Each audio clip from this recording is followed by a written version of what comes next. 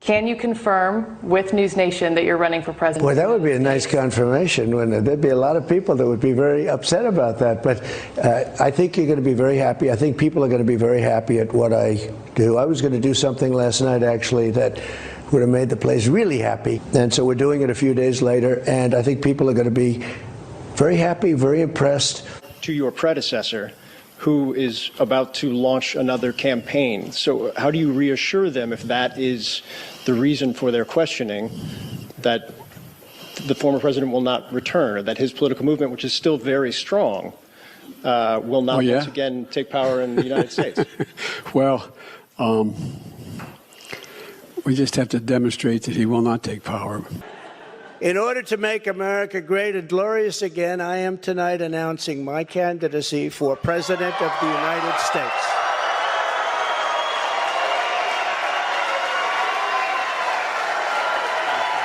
There's breaking news out of Palm Beach, Florida. Former President Trump says his Mar-a-Lago home there is being raided by the FBI. For the first time ever, a former president of the United States has been indicted. Former President Donald Trump indicted for a second time. A federal grand jury indicted former President Donald Trump. It marks the third time the former president has been indicted. Breaking news on former President Trump. He's been indicted for the fourth time in 5 months.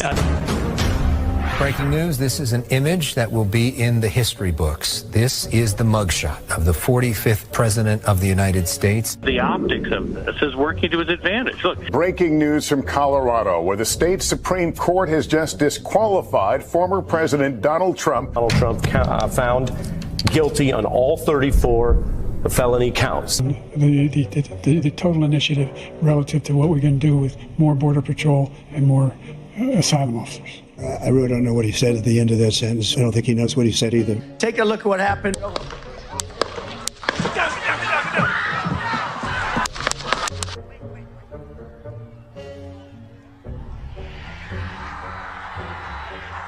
The next president of the United States, Donald J. Trump. I proudly accept your nomination for president of the United States. Let Trumpomania run wild, brother! So I've decided the best way forward is to pass the torch to a new generation. She's going to my philosophy now. In fact, I was going to send her a MAGA hat.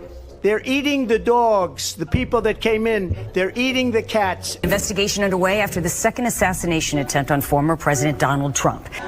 As I was saying,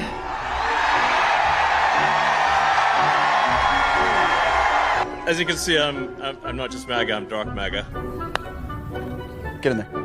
Let's go! I want to be a whale psychiatrist. I'm going for a job right now at McDonald's. I really wanted to do this all my life. I've now worked for 15 minutes more than Kamala. The only garbage I see floating out there is his supporters. How do you like my garbage truck? This truck is in honor of Kamala and Joe Biden. Here are our first projections. There, NBC News projects that Donald Trump has won the presidential election in Kentucky, Indiana. In West Virginia, Donald Trump is the winner. Florida, Tennessee, Missouri, Alabama, Oklahoma, South Carolina, Arkansas, Texas, North Dakota, South Dakota. NBC News also projects a winner in the Wyoming presidential race, Mississippi, Louisiana, Ohio, Kansas, Utah, Montana, Iowa, the state of Nebraska in the presidential contest, Idaho. The first swing state is North Carolina, going to Donald Trump. Donald Trump has prevailed in the presidential race in Georgia. Pennsylvania. NBC now projects he is the winner of Michigan and its 15 electoral votes. Donald Trump is the winner in Alaska, picking up 3 more electoral votes. Donald Trump has won the state of Wisconsin. He is the winner of this race and will return to the White House as this country's 47th president. Hey, look what happened. Is this crazy? What's going on, everybody? Welcome into Cobra Cast 199. I am your host, Jeremy Prime, Mage of the 199, Mage IDOT of the 199. Sorry about that. How's everybody doing today? Wow, we got a lot to talk about. And it's almost like the night before the Super Bowl feeling all over again, because tomorrow night, President Trump is going to address Congress, and holy shit, he is going to let them fly. He is going to drop truth bombs. It's going to be absolutely fan-freaking-tastic, and I cannot wait. So I hope all of you are ready for a banger show. And, of course, starting it out the right way, the only way to start it out, the man, bro, dude with a proper 199. Let's start this show off right. Oh, you're damn right. You're damn right. I mean, is there any other way to start this show out other than the jiggle physics right there? All right. I mean, come on. That makes everybody happy. That makes everybody happy. Should I do it? Do not come. Come on, baby. Come on. I'm going to do it. Do not come. I'm gonna come. Beautiful white paint. It's coming down at 10,000 miles an hour. It's coming down at levels of speed that nobody ever even conceived of.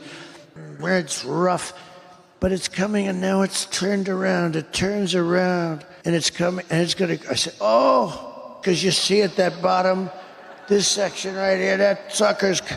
Oh.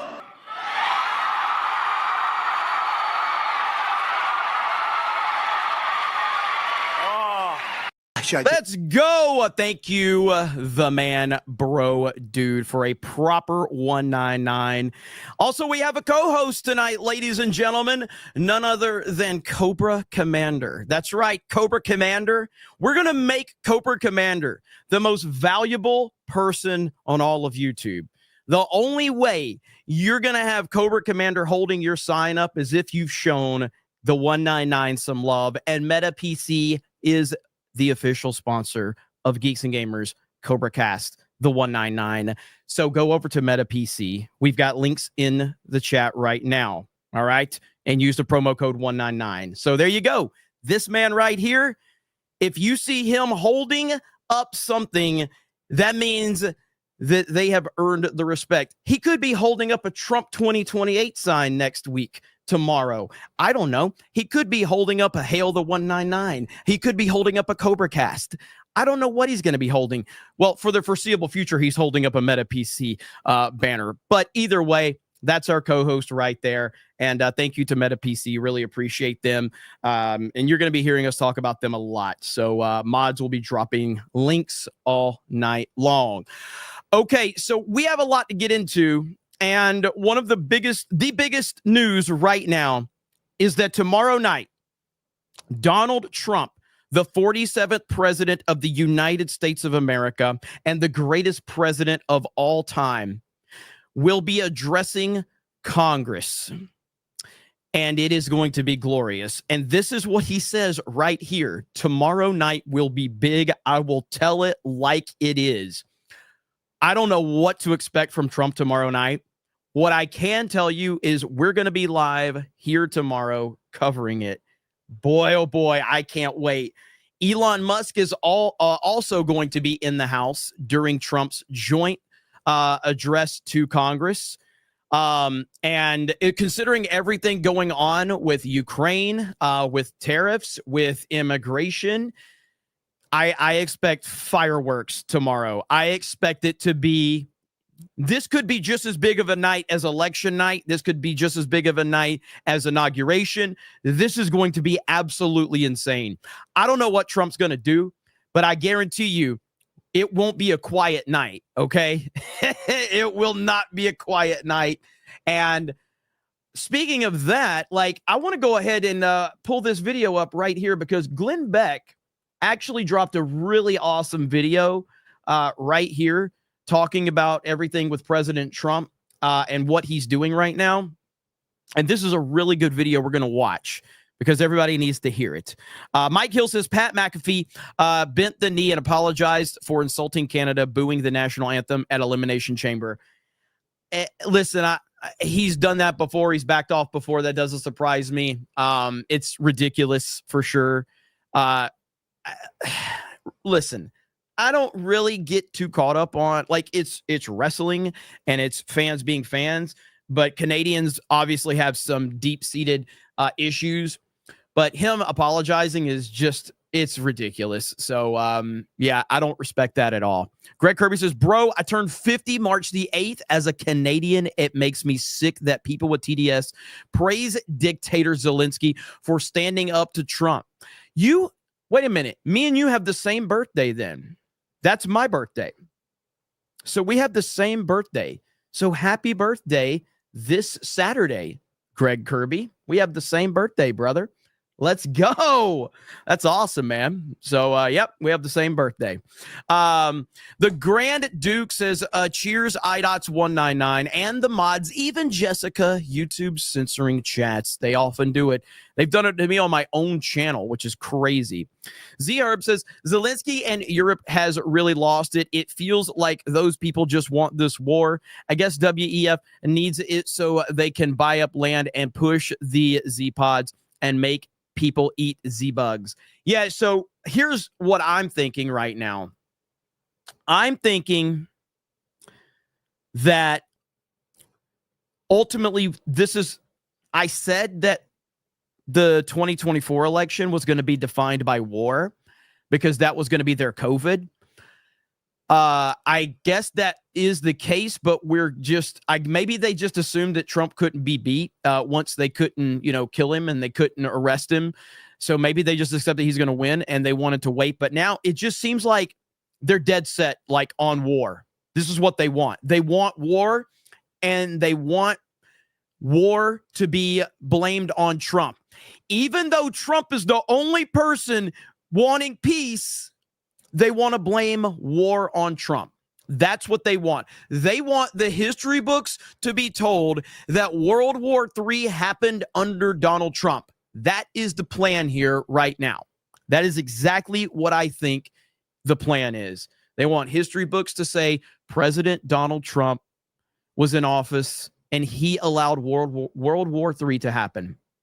But I think they're underestimating the great President Trump. Let's get into this video from Glenn Beck.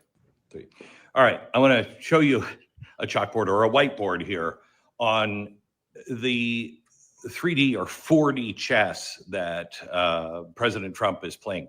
Nobody gets it. This guy is a genius, and the EU just shot themselves in the foot.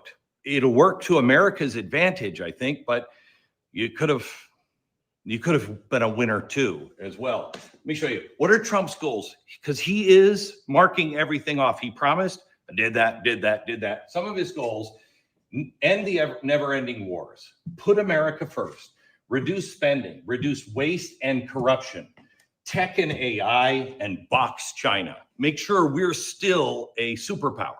Okay, let me just show you what he was doing and what he is doing with Putin and everybody else. He's offering a deal where Russia, because be honest, Russia lost. Okay, everybody knows that. Nobody's saying that, but it's true. Russia was supposed to be able to go in there for 2 weeks and take all of the Ukraine. Ukraine is not a NATO ally. Ukraine stopped them. Now, we helped, but it wasn't NATO, so you don't need that. Because really, if you can't beat Ukraine, you think you're going to beat Poland and all of NATO? That's ridiculous. Russia lost, but Trump is offering him a way to let him claim victory. He can claim victory. The war is over. Plus, money doesn't talk, it screams. We are after rare minerals. Rare minerals is going to do this for us. Tech AI, we cannot exist without rare minerals. 70 to 90% of them come from China now. They got a lock on. For those asking, this is Glenn Beck. Most of you should know who Glenn Beck is from Blaze. Listen, I had a lot of problems with Glenn Beck years ago, just because, I mean, maybe I'm incorrect about this. I feel like he used to have severe TDS. Maybe it wasn't severe TDS, but he did have it. But he quickly cured himself of his TDS, if I'm not mistaken. Because I remember when I called him out like a couple of years ago on this channel for that, a lot of people were like, oh, Glenn's gotten over that. And I didn't even know that at the time because I don't watch Glenn Beck that much. I used to watch Glenn Beck back in the day when he was on like Fox News and CNN. But I don't really pay much attention to him on the Blaze these days. But he's definitely a Trump guy now. I don't know if I would trust him as a long-term Trump guy, by the way. Minerals. You're not going to be the world leader if we don't have them. That's why Trump said, maybe Greenland should be the 51st state. No, they weren't interested. But if this falls apart, Greenland, look out, you could be the 51st state. He wants to box China. He wants to put America first, end the war, reduce spending. Okay. What he's doing is he's offering to buy the rare minerals in the Russian part of Ukraine. Putin's going to like that. It ends the war, and he can say he won because he's taking money now. It also, on our side, weakens the relationship. Am I lagging? Or are people just trolling? Either way, I respect it. I respect it if you guys are trolling. Relationship between Russia and China. That relationship, China's not going to be for all of that. And we've made an enemy a frenemy. Putin, you can't trust him. But better to have a relationship like this than to be saying that we might going to go into nuclear war. Here's Ukraine. Let Zelenskyy claim victory because Russia lost. So he claims victory. He gets a secure Ukraine. Harley Dave says, Jeremy doesn't trust anyone who isn't gay. That's why I trust you completely, Harley, because you're gay as hell. So I greatly trust you, Harley. You're the most trustworthy person I know because you're super gay. Thank you, Harley. Why? Not because we put boots on the ground or he's become a NATO member, but because we want to buy his rare earth minerals as well. So that will help them with money, rebuilding. We'll send people in, companies will come in. They'll build the mines, they'll build everything. So Ukraine will make money, Russia will make money. We get rare earth minerals at a much cheaper level, and China is no longer involved at all. And it's, again, reduced our dependency on China. Also, it stops our money pipeline, which, reduce waste and corruption. Okay, the EU, you blew this, guys. It would have allowed you to let the EU claim victory. NATO did it. We won. We held him back. It would have stopped the war. I feel like, listen, I appreciate that Glenn Beck is breaking this down into all of this. I don't necessarily know if I agree with a lot of what he's saying, but I can appreciate that he's trying to piece this together. And it's a very pro-Trump message, what he's making, by the way. I don't think that there's as good faith on the opposite side as he seems to think. Restored their economy, secure their economy, and Europe, you'd be relevant again. Okay? Nobody's afraid of you. Boots on the ground. What are the French just going to actually leave boots on the ground because nobody's going to? Idiots. So EU could have won as well. And here's what we get out of it. Tell me this is a problem for anybody. We are again a world leader by brain, not our military. No muscle in this. We're not coercing anyone. Everyone can win from this. You box China, you get the rare earth minerals. We're forward thinking for once. Less money to NATO. Europe is stronger. No war. America wins with no losers. Let's see. Reduce spending, put America first, end the never-ending wars. Gee, yeah, Donald Trump's an idiot. This guy's a freaking genius, and this is the first time I've seen a president actually stand up for America first without hurting everyone else. We all win. Ugh. So that was Glenn Beck's breakdown of this whole situation here. Again, I look at this as I think that there are very, very dangerous people, powerful people that want World War III to be in the history books. I do think that. I mean, I know it's crazy to think that, but That's exactly how, like, why else would they be against Trump wanting peace? Trump, the most powerful man in the world, is the only man in the world that is making a universal call for peace, and he's not getting it. Now, Donald Trump in his first 4 years basically shut down all the warmongers, which really pissed them off, which, again, they retaliated in 2020 and got him out because war is a huge business. I'm not sure if people are aware of this, but war is never about, what they claim it's about. It's always about the powerful and the rich getting more powerful and more rich and more influential. And it's a big business. It's a massive business, one of the biggest businesses in the world.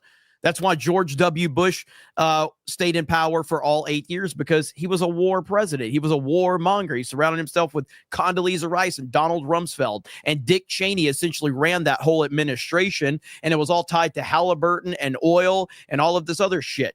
Horrible, horrible people. And if you look at who George W. Bush surrounded himself with, he surrounded himself with oil people and warmongers. And that's why he was so beloved by the deep state. I mean, anyway, so I hated George W. Bush. I thought he was a horrible president, but war is a big business, and Donald Trump has put a stop to so much war in his time in the political world, and it has driven them crazy. And it does feel like, if you go back to pre-COVID, before all of this happened, do you remember the amount of resistance that Trump would get every time he would try to say, this is not a big deal, it's going to go away? He always tried to downplay it, because, number one, that's what a leader does in a time of panic. A leader calms the people. That's what a leader is supposed to fucking do. A leader is not supposed to stand there and be scared and terrified and scream and cry. He's supposed to say, hey, it's going to be fine. This thing is going to go away. He was always trying to downplay what it was, number one, because he was right, and number two, because that's what people needed to hear. But every time Donald Trump would try to downplay it, these powerful entities kept pushing the nonsense. And eventually it got so bad that they just completely overrun his presidency with it. Now, he played a part into that. He was not great on it. He probably didn't see exactly what they were doing. And even after the fact, I'm not sure he's completely understood how bad all of that was for him, although he has moved away from it. But this whole World War III situation, it's very reminiscent of, you have one man, the most powerful man, saying everything's fine, we're good, it's going to go away. Well, and then you have all of these other entities saying something completely different, trying to create mass hysteria. It's very reminiscent of COVID. Think about that. And remember, they convinced the world to shut down and put face diapers on. They convinced the world to stay away from family. They convinced everybody to shut down and stop going to sporting events and stop going out and social distancing. It's crazy that they actually pulled that off, but they did. Never forget. So anyway, back to the thing that I led off with. So Donald Trump's joint address tomorrow to Congress is going to be full of fireworks, and I am as excited. So this channel has had a couple of really special nights with election night, inauguration day, and I'm starting to feel like tomorrow night has that level to it, because he is going to go before Congress, and it is confirmed Elon Musk is going to be in the House along with everyone else, but he is going to drop some truth bombs tomorrow, and I believe that he's going to go in there very, very focused, unapologetic, and he is going to say some things that are going to rub a lot of people the wrong way, and that's exactly what we are all about. Trump dropping truth bombs, so I'm looking forward to it. All right, we got a lot of people here. Hello, everyone. Welcome to CobraCast. I appreciate you all being here today. We also got this today, a little bit earlier today. We got this news. Here it is. Our Lucas Tomlinson reporting the United States is pausing all U.S. military aid to Ukraine until President Trump determines the Ukrainians show a commitment of good faith peace negotiations. That's according to a senior Trump administration telling Fox. This is not a permanent termination of aid. It is a pause. The orders are going out right now. The official said this in response to Ukrainian President Zelensky's conduct over the last week and his words over the weekend. So it's all stopping, Brian. Yeah, well, he needs an apology. President Trump says, I need a direct apology. This could be fixed with a phone call. Sorry if things went off the rails. Like the first 45 minutes of our talk. Didn't like the last 10. So let's get this thing back on track. I understand what you mean. And let's do it. And then you put the ball in Russia's court and let's see how sincere they are. But it's going to take a call from Zelensky to Trump directly. And I'm sure he'd take the call. The guy does not hold grudges. That is true. Trump is really like what Kilmeade just said right there. Like, Trump really doesn't hold grudges. Like, once Trump is a grown ass man, and grown men aren't like women, basically. That's the difference in men and women, is that grown men don't really hold grudges. Like, we can fight, we can argue, we can get into some bullshit. And when the dust clears, we can shake hands and act like everything's fine. That's how men operate. And Donald Trump operates that way. He will insult you. He will attack you. Well, let me rewind a little bit. Donald Trump is a counterpuncher. So once you go after him, or if you disrespect him in any way, he will respond and he will destroy you. He will attack you. He will call you names. He will say whatever he needs to say. And then once the dust is settled and everybody's put it behind him, we just shake hands and we walk away. And so whatever happens moving forward, whenever Zelensky whenever his puppet masters allow him to actually have another conversation with Trump, and if he's willing to bend the knee, if his puppet masters will allow him, Trump's fine with it. Trump is like, listen, I just want peace. I want to make a deal. Whatever was said before is water under the bridge, as long as we can move forward. Will that happen? I don't know. But that is how Donald Trump operates. And that's how men operate as well, where we can talk shit, we can have fun. But, when it's all said and done, we can move forward. But as Elon Musk says right here, Zelensky wants a forever war, a never-ending meat grinder, graph meat grinder. This is evil. So right here, this is the worst statement that could have been made by Zelensky, and America will not put up with it much longer. It is what I was saying. This guy doesn't want there to be peace as long as he has America's backing, and Europe in the meeting they had with Zelensky stated flatly that they cannot do the job without the U.S. Probably not a great statement to have been made in terms of show of strength against Russia. What are they thinking? And Zelensky says that end of war with Russia is very, very far away. Well, here's the thing with Zelensky.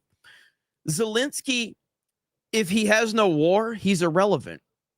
This man is an egomaniac. If he has no war, no one cares about him. Right now, he gets paraded around by all of these celebrities. He gets invited to all of these functions. He goes to meet the fucking king. He's meeting with all of these world leaders. They are just like, they treat him like he's something special, and he's not. But this is the illusion that they're creating out there. So of course he doesn't want it to go away. If it goes away, then he goes back to just being an irrelevant, just world leader like anyone else. Right now, he's being treated like a celebrity and paraded around everywhere. And the only place that he doesn't get treated like a celebrity was Donald Trump's White House. And he didn't like it very much. So, man, a great crowd here tonight. Thank you, guys. Smash the melee button. And of course, as you see right here, my co-host, Cobra Commander, holding the Meta PC code 199. Go get yourself, if you're interested, brand new PC, laptop, use the promo code 199. Let them know we sent you. Just go over to the website and check it out, because they are helping us and we appreciate them. So he'll be here and we'll see what different signs he has up. And I do have a Macho Man Randy Savage action figure as well. So I may have Macho Man up here. Not this Macho Man, by the way, just to be clear, it's the real Macho Man, not this Macho Man right here, which I'm sure you guys are familiar with this Macho Man. It won't be this one. You need to settle down and mind your business, okay? Ma'am, once again, ma'am. I said both of you. No, you said sir. Once again, it's ma'am. I actually said both of you guys. It was a general. Right beforehand, you fucking said sir. Sir? Okay. Motherfucker, take it outside. If you want to call me sir again, I will show you a fucking sir. I apologize. Motherfucker. I apologize now. Somebody said Pam Bondi is going to be on Hannity. You're kidding me. Attorney General Pam Bondi is making an appearance on Fox News. I mean, she's been so busy doing her job, and I'm glad she's finally taking time to go on to Fox News. Oh, wait a minute. No, that's all the fuck she's done is gone on to Fox News. Well, I'm glad she's going on to Fox News for like the 12th time since she became Attorney General. I'm not a fan. I am not a fan of Pam Bondi up to this point in time. Pam Bondi, it feels very much like she's the Kathleen Kennedy of this administration so far. It's really bad. But guess what else? And I don't think that there's a lot of Democrats or people with TDS in my comment section, but I want to give all of you a trigger warning, okay?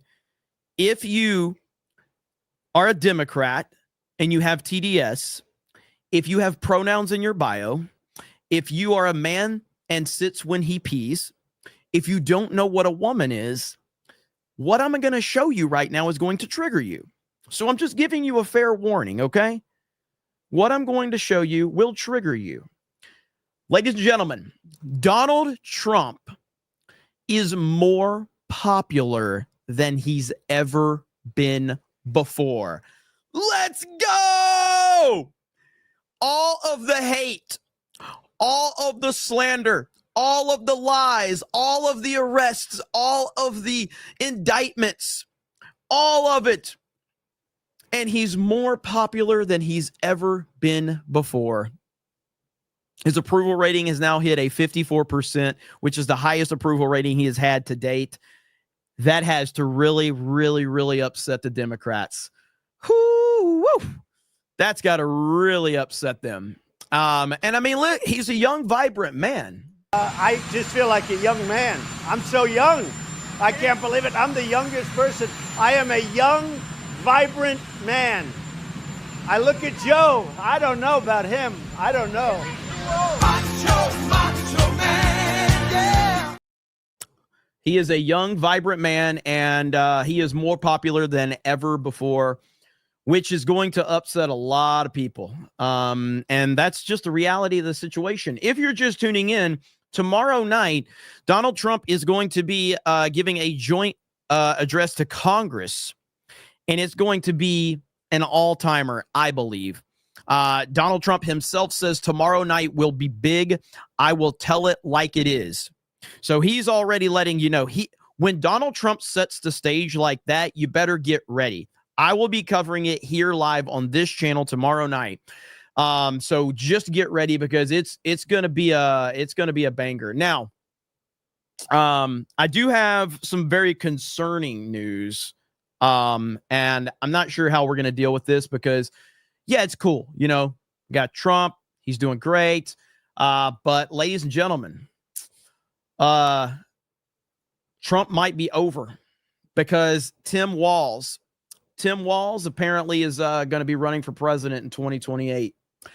I don't know how we can compete with a specimen like this, a true alpha male. So word is that Tim Walz wants to run in 2028. And I'm not sure how that's going to go, man. I don't know if well, I guess it would be Vance. I'm not sure if JD Vance can compete with such a specimen like Tim Walz.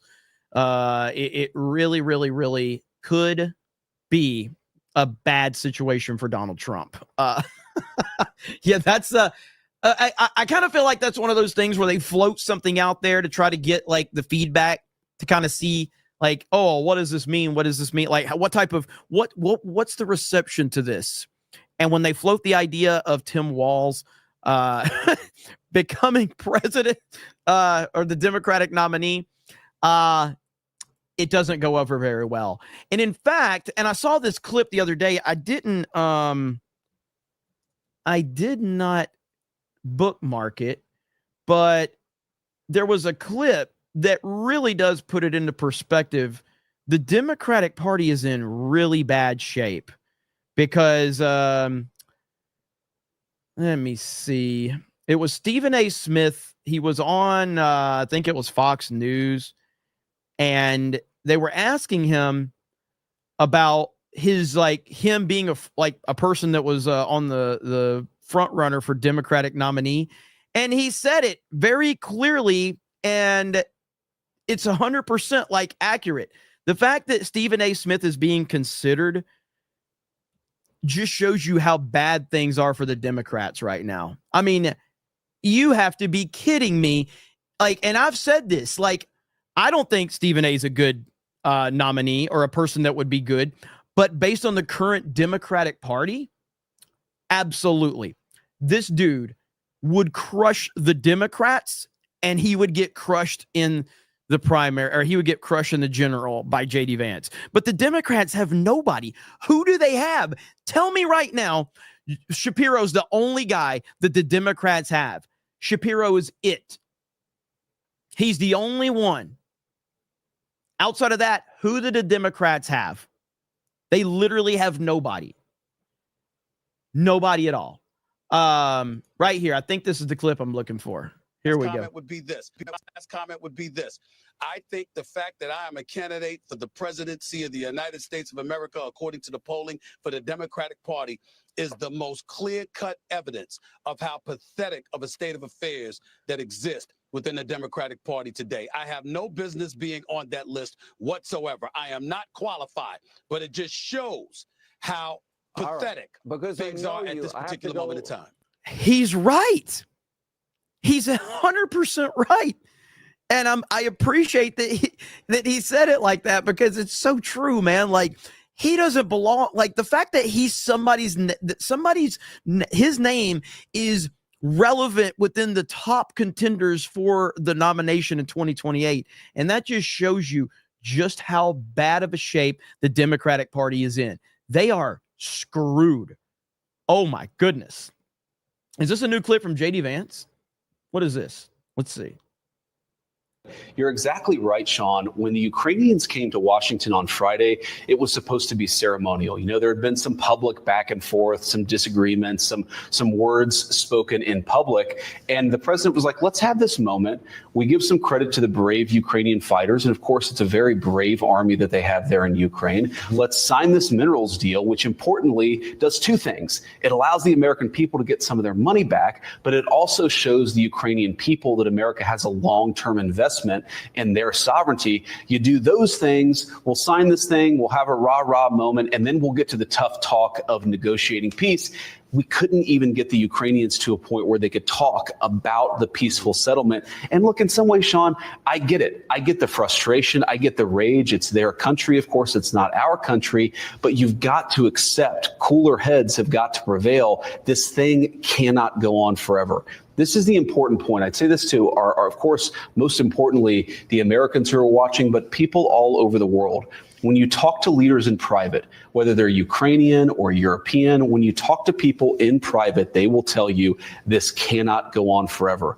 There aren't enough Ukrainian lives, there isn't enough American money, and there isn't enough ammunition to fund this thing indefinitely. The only realistic pathway to bringing this thing to a settlement is President Trump's pathway. We encourage both President Zelenskyy and President Putin to follow that path. That is your future president right there. There has never been a time since J.D. Vance got nominated by Trump. There has never been a time where I've sat there and said, Trump made a mistake.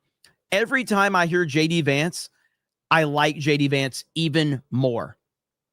Every single time. Now, again, you know, I did question the decision when it first came in, because I was like, wait a minute, you're picking a guy that criticized you and called you all these names all these years ago, but Trump doesn't give a shit about these things. That's a blessing and a curse for Trump because he's obviously hired some bad people in the past because he's willing to overlook stuff. But JD Vance, and I've said this before and I'll say it again, and it's not a criticism of Trump because we all love Donald Trump. Donald Trump and his ways and how he talks to people and how he is combative. But JD Vance, to people that are turned off by Trump and his attitude and his way of talking, JD Vance does a better job of articulating Donald Trump's points than Donald Trump does to those people that are turned off by Trump. He just takes Trump's points and he just articulates them so calm and so well. And you're like, man, this guy, he's a boss. He's great. So I am a huge fan of JD Vance, and every time I hear him talk, it just gets better and better. So now we've got this clip right here. I got to find it really quickly. It was it Stephen Miller? Yeah, here we go right here. Stephen Miller, who, again, another person that does such a great job of articulating President Trump's points right here. Listen to what Stephen Miller had to say.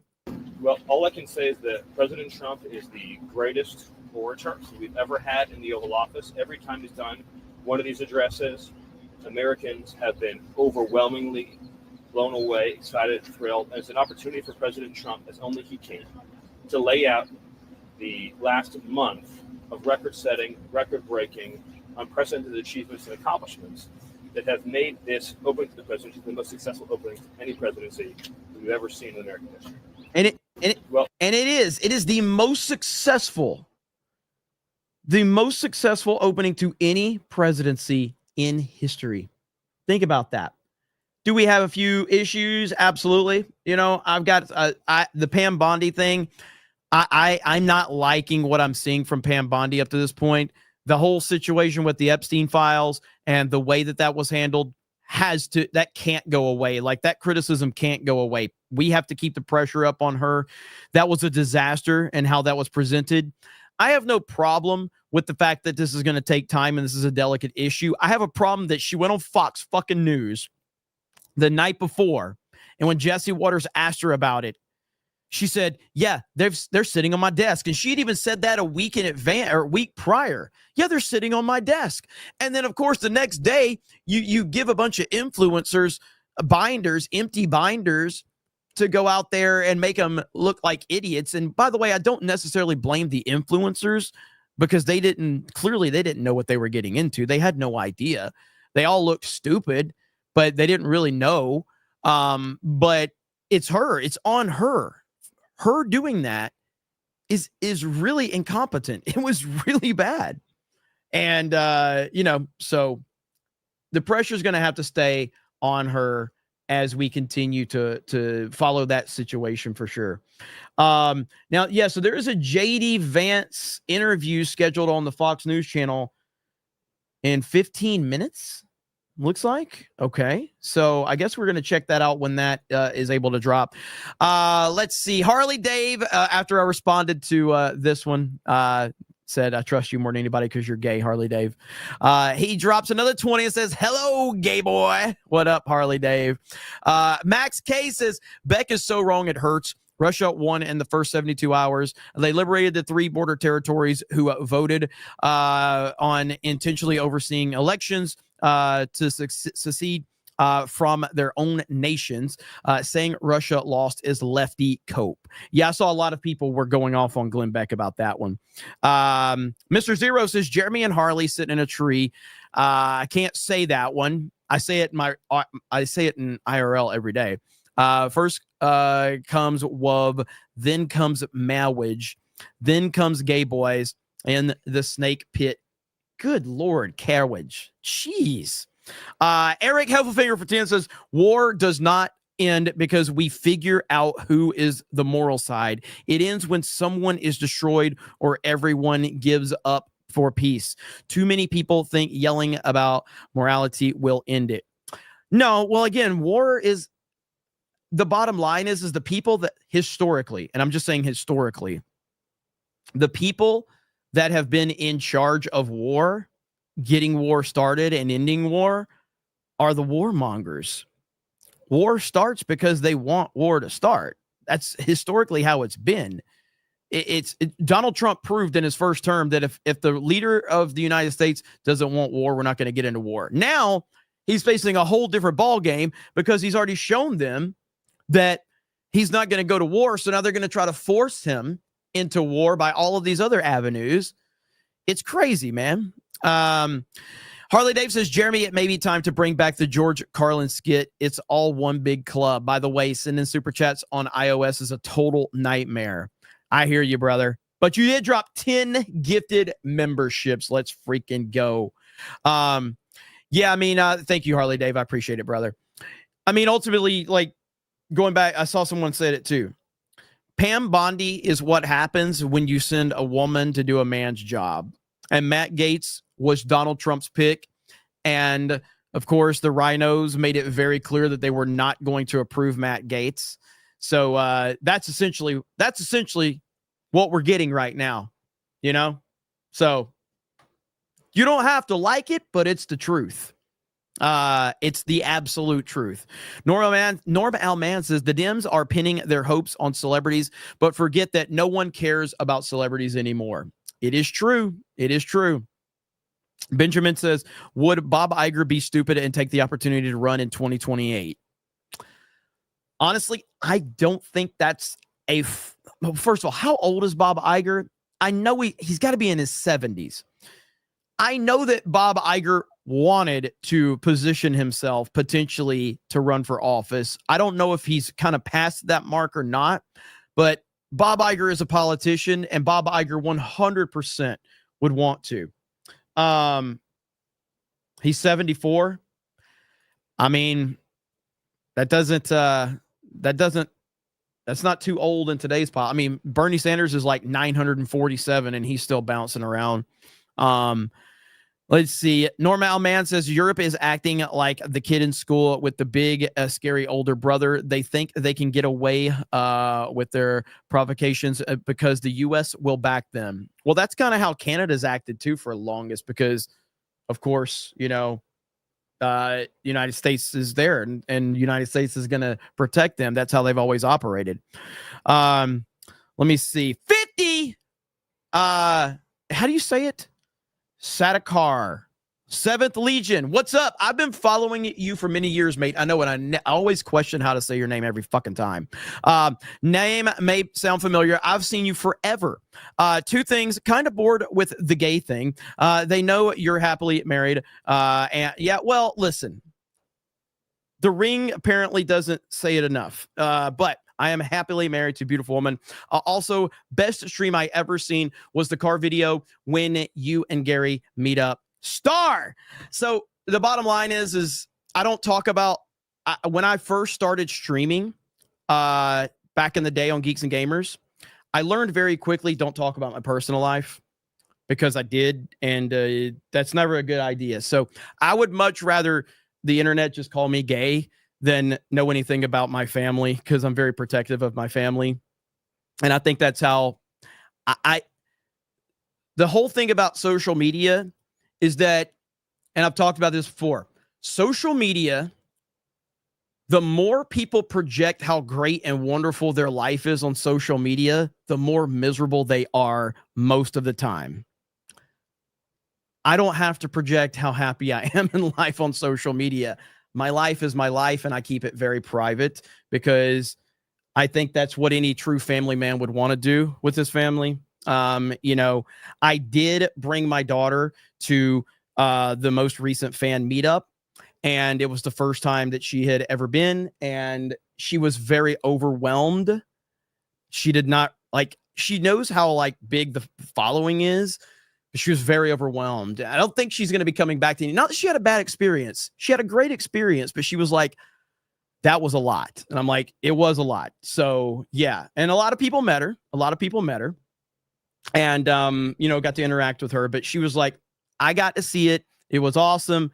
Very proud of my dad, but I am now I don't need to get involved in that anymore. You know what I mean? So, but yes, so the gay jokes it's the internet. So it is what it is. Fantastic. But thank you so much. And I know you've been following me since the G&G days. Fantastic Mr. Knox says Trudeau had Zelenskyy and the snazzy old man in Parliament, and everyone claps in ovation. Trump and Vance speaking their mind against Zelenskyy in the White House, and everyone loses their mind, especially the mainstream media. It's all part of the plan. It's all part of the plan. So, let's see here. Let me go back up here. Agree with Slodo says muted. Hope says, why don't you use X to let people know you're going live?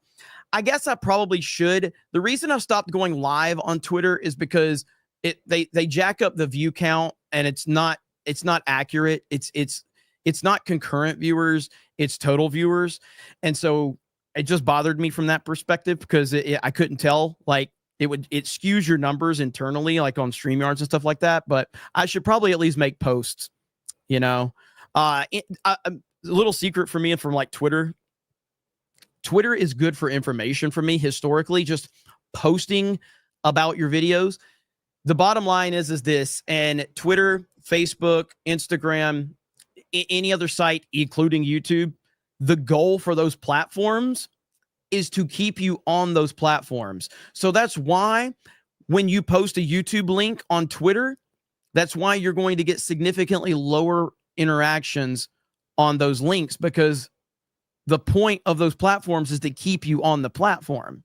So when you post an external link, it's just not going to get shared. It's just not. I mean, it's not going to get traction, as much traction anyway. So, that's just the secret of social media. Like when you go on Facebook and you share a link, you know, it's not going to get the traction that you think it's going to get. And then you're frustrated. You're like, nobody cares when I tell people I've got a new video out. NDI says, tell my friend, he's new, Isaac, he's a fig. You have a friend named Isaac? NDI? And aren't you always calling me gay? So you're hanging out on a Monday night at 9 o'clock Central with a dude, and you're sending me money to say hello to your dude friend. Okay. Congrats on the sex, guys. Good job. So, Anthony for 5. Shout out to you, Indy. Anthony says WWE's got good storytelling at the moment with The Rock, John Cena, and Cody Rhodes. Can I have to put Randy Orton going to be interesting even more? Yeah, I mean, WWE was great. We did a reaction live on our locals with the Elimination Chamber, and it was awesome. If you want to become a member over there, you should totally check that out, because we had when Cena turned heel, it was crazy awesome. Hart Ponder says, here's something for you. The EU is still buying Russian energy. They still buy oil and gas from Russia, which then is used to kill Ukrainians. They're funding both sides of this war and blame Trump all day, every day. Yeah, I think I saw someone else posted that earlier too. I'm waiting to see when this JD Vance thing is going to drop in 5 minutes, it looks like. So I guess we're going to keep an eye on that. So yeah, it's going to drop in 5 minutes, it says. So we will check this out. Delta Entertainment, Link Okanobi says, what's up, Jeremy? I already got my golden tickets for F&T meetup. Looking forward to seeing you guys in Vegas. Hail the chat. Hail Cobra. Hail the 199. Thank you. This isn't a definite. I guess I should go ahead and say it, because I mean, it's like 90% that I'm not going to be able to make the meetup in Vegas. I did have an Airbnb, had everything covered, but my mother is having to have a pretty serious surgery that week, and so I cannot justify being on the other side of the country based on that. Now, if something changes with that last second, I will be able to make a change, but based on that, I just can't be. I can't be, even a plane flight's like 7 hours, so I just can't be that far away. So I apologize to everybody. If something changes, I'll let you guys know. But still, it's going to be a great meetup. Gary's going to have a ton of people out there. There's some other people. I know, like Ryan's going to be there. Some G&G people are going to be there for sure. So Harley Dave says Glenn does not do any favors with his whiteboards. Yeah. He was struggling there a little bit. So Harley Dave for 20 says gay. Look, man, the internet's back. All right. We're back to calling our friends gay and retarded. And that's the dream right there. Like, and this is one thing that I saw this earlier, and it's a JD Vance meme. And I think it's really funny because this is really what it is right here. This is what the powers that be can't stand more than anything, okay? They really hate how little it takes to make us happy. Every guy can relate. Like, just give me some Mountain Dew Code Red and some Halo, and I'm good. Like, this is all a man needs right here, and we're happy. Thank you guys for the chat. I appreciate it. Thank you guys. This is all a man needs, man. Just give me some Mountain Dew and some Halo, and I'm good. And that's all a man needs. Let me call my friends slurs and let's go on about our business. That's all we need. So, Black Ops 2 for me. Yeah. I'm a Black Ops 1. Black Ops 1 was my favorite for sure. So let's see if this JD Vance. All right, so it says premieres in 3 minutes. 3 minutes. I don't know if we're gonna watch the premiere, but there was a video. Listen, I know the chat is going to go freaking crazy. All right. I know there's gonna be some division on this one. Look at that. Harley Dave says no longer gay. Thank you, Harley Dave. There's going to be some division on this, but it's very interesting. Brock for 20 gifted memberships. Let's freaking go. I have not seen all of this, but this is an interesting video. A certain person was on with Patrick Bet-David today, a certain controversial person, and a certain governor from Florida was brought up. So Andrew Tate was on with Patrick Bet-David, and Ron DeSantis was brought up. All right. I want to watch this because I think it's weird because as a person that lives in Florida, I am a fan of Ron DeSantis as a governor. And I think Ron DeSantis has screwed up in so many ways, from running against Trump and the nonsense that he spews sometimes. It's crazy to me. With Andrew Tate, I don't know how to feel about Andrew Tate. On one hand, I like a lot of what Andrew Tate says. And on the other hand, he does feel like a professional wrestler gimmick at times. One thing I do not subscribe to is the Tate derangement syndrome that is all over the fucking internet. I hear people say all day long that Tate is this, Tate is that. That sounds very like leftist mentality to me. Like, if he is that, then why is the man's been investigated in very corrupt areas and he's still free? So I don't subscribe to the Tate derangement syndrome either. But I want to hear what he has to say right here. Nobody's paying attention to what's going on. And then all of a sudden, Andrew and Tristan Tate are on a flight on their way to Florida. They haven't tweeted anything for 24 hours. You guys concern people when you stop tweeting things, right? And then all of a sudden, tweet X, whatever you want to call it, there was no message going out. I don't know if you can say Xing, right? They were tweeting. So then all of a sudden, the news is you land in Florida. Everybody sees the video. When that happens, the great governor of Florida, which is one of the reasons why we moved here, he does a great job running the state. He does. He was asked about you. This is what he had to say. Rob, if you can play the clip. Send back to Romania or whatever. Well, we have no involvement in that. I read about it through the media. Clearly, the federal government has jurisdiction, whether they want to rebuff his entry into the United States, and I have confidence that whether it's Pam Bondi or Kristi Noem, that they will be looking at that. I do know our Attorney General, James Uthmeyer, is looking at what state hooks and jurisdiction we may have to be able to deal with this. But the reality is no, Florida is not a place where you're welcome with that type of conduct in the air. And I don't know how it came to this. We were not involved. We were not notified. I found out through the media that this was something that was happening. Okay, guys. So I heard when Ron DeSantis made these statements, and my thing was like, he hasn't been convicted of anything. He's been accused of things, but an accusation shouldn't make you get banned from the fucking country that you're a citizen. Like he is, I think he has dual citizenship or something. Like that's insane. What does this even fucking mean? It's a crazy statement.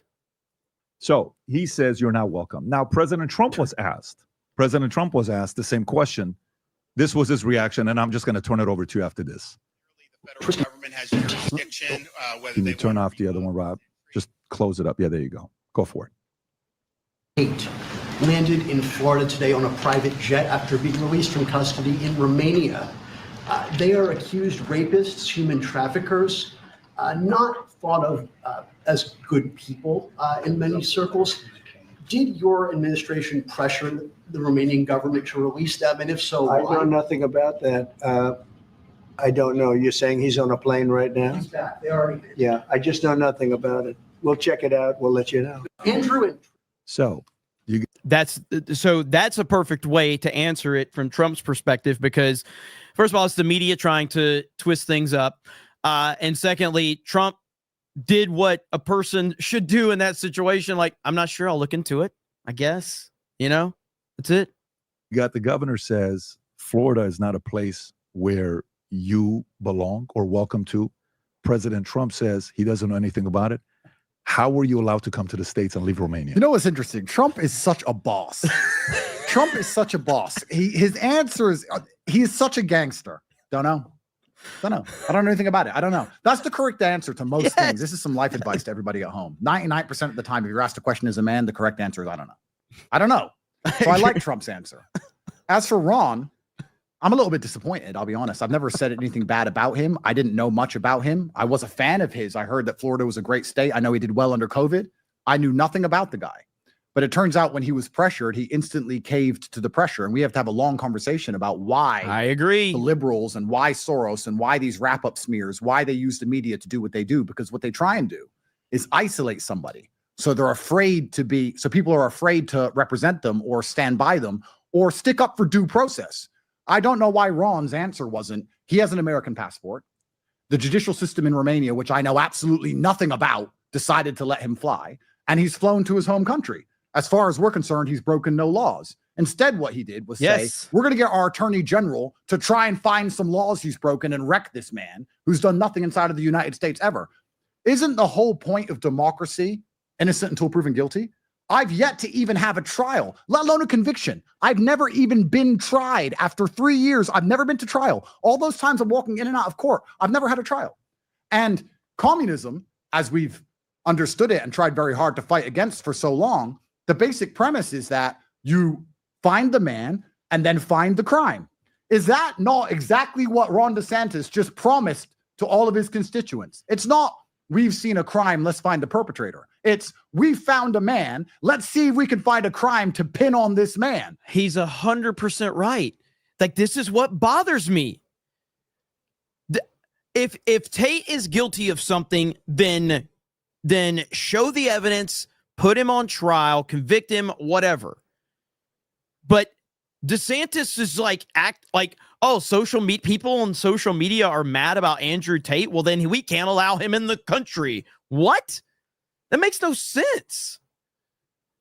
Like, if you're free, if you have not been proven guilty of something, then how can you say the man's not welcome? It's the craziest shit ever. And again, it's the same mentality of like everything else. Like, social media noise does not bother me when I'm told I should hate this person. Why should I hate this person? Well, because they did X, Y, and Z. So you're mad about this. You're passionate about this. Okay. Now, 10,000 times I've been told that Andrew Tate is on video doing something bad. Okay. I've been told this 10,000 fucking times. I did this magical thing called research.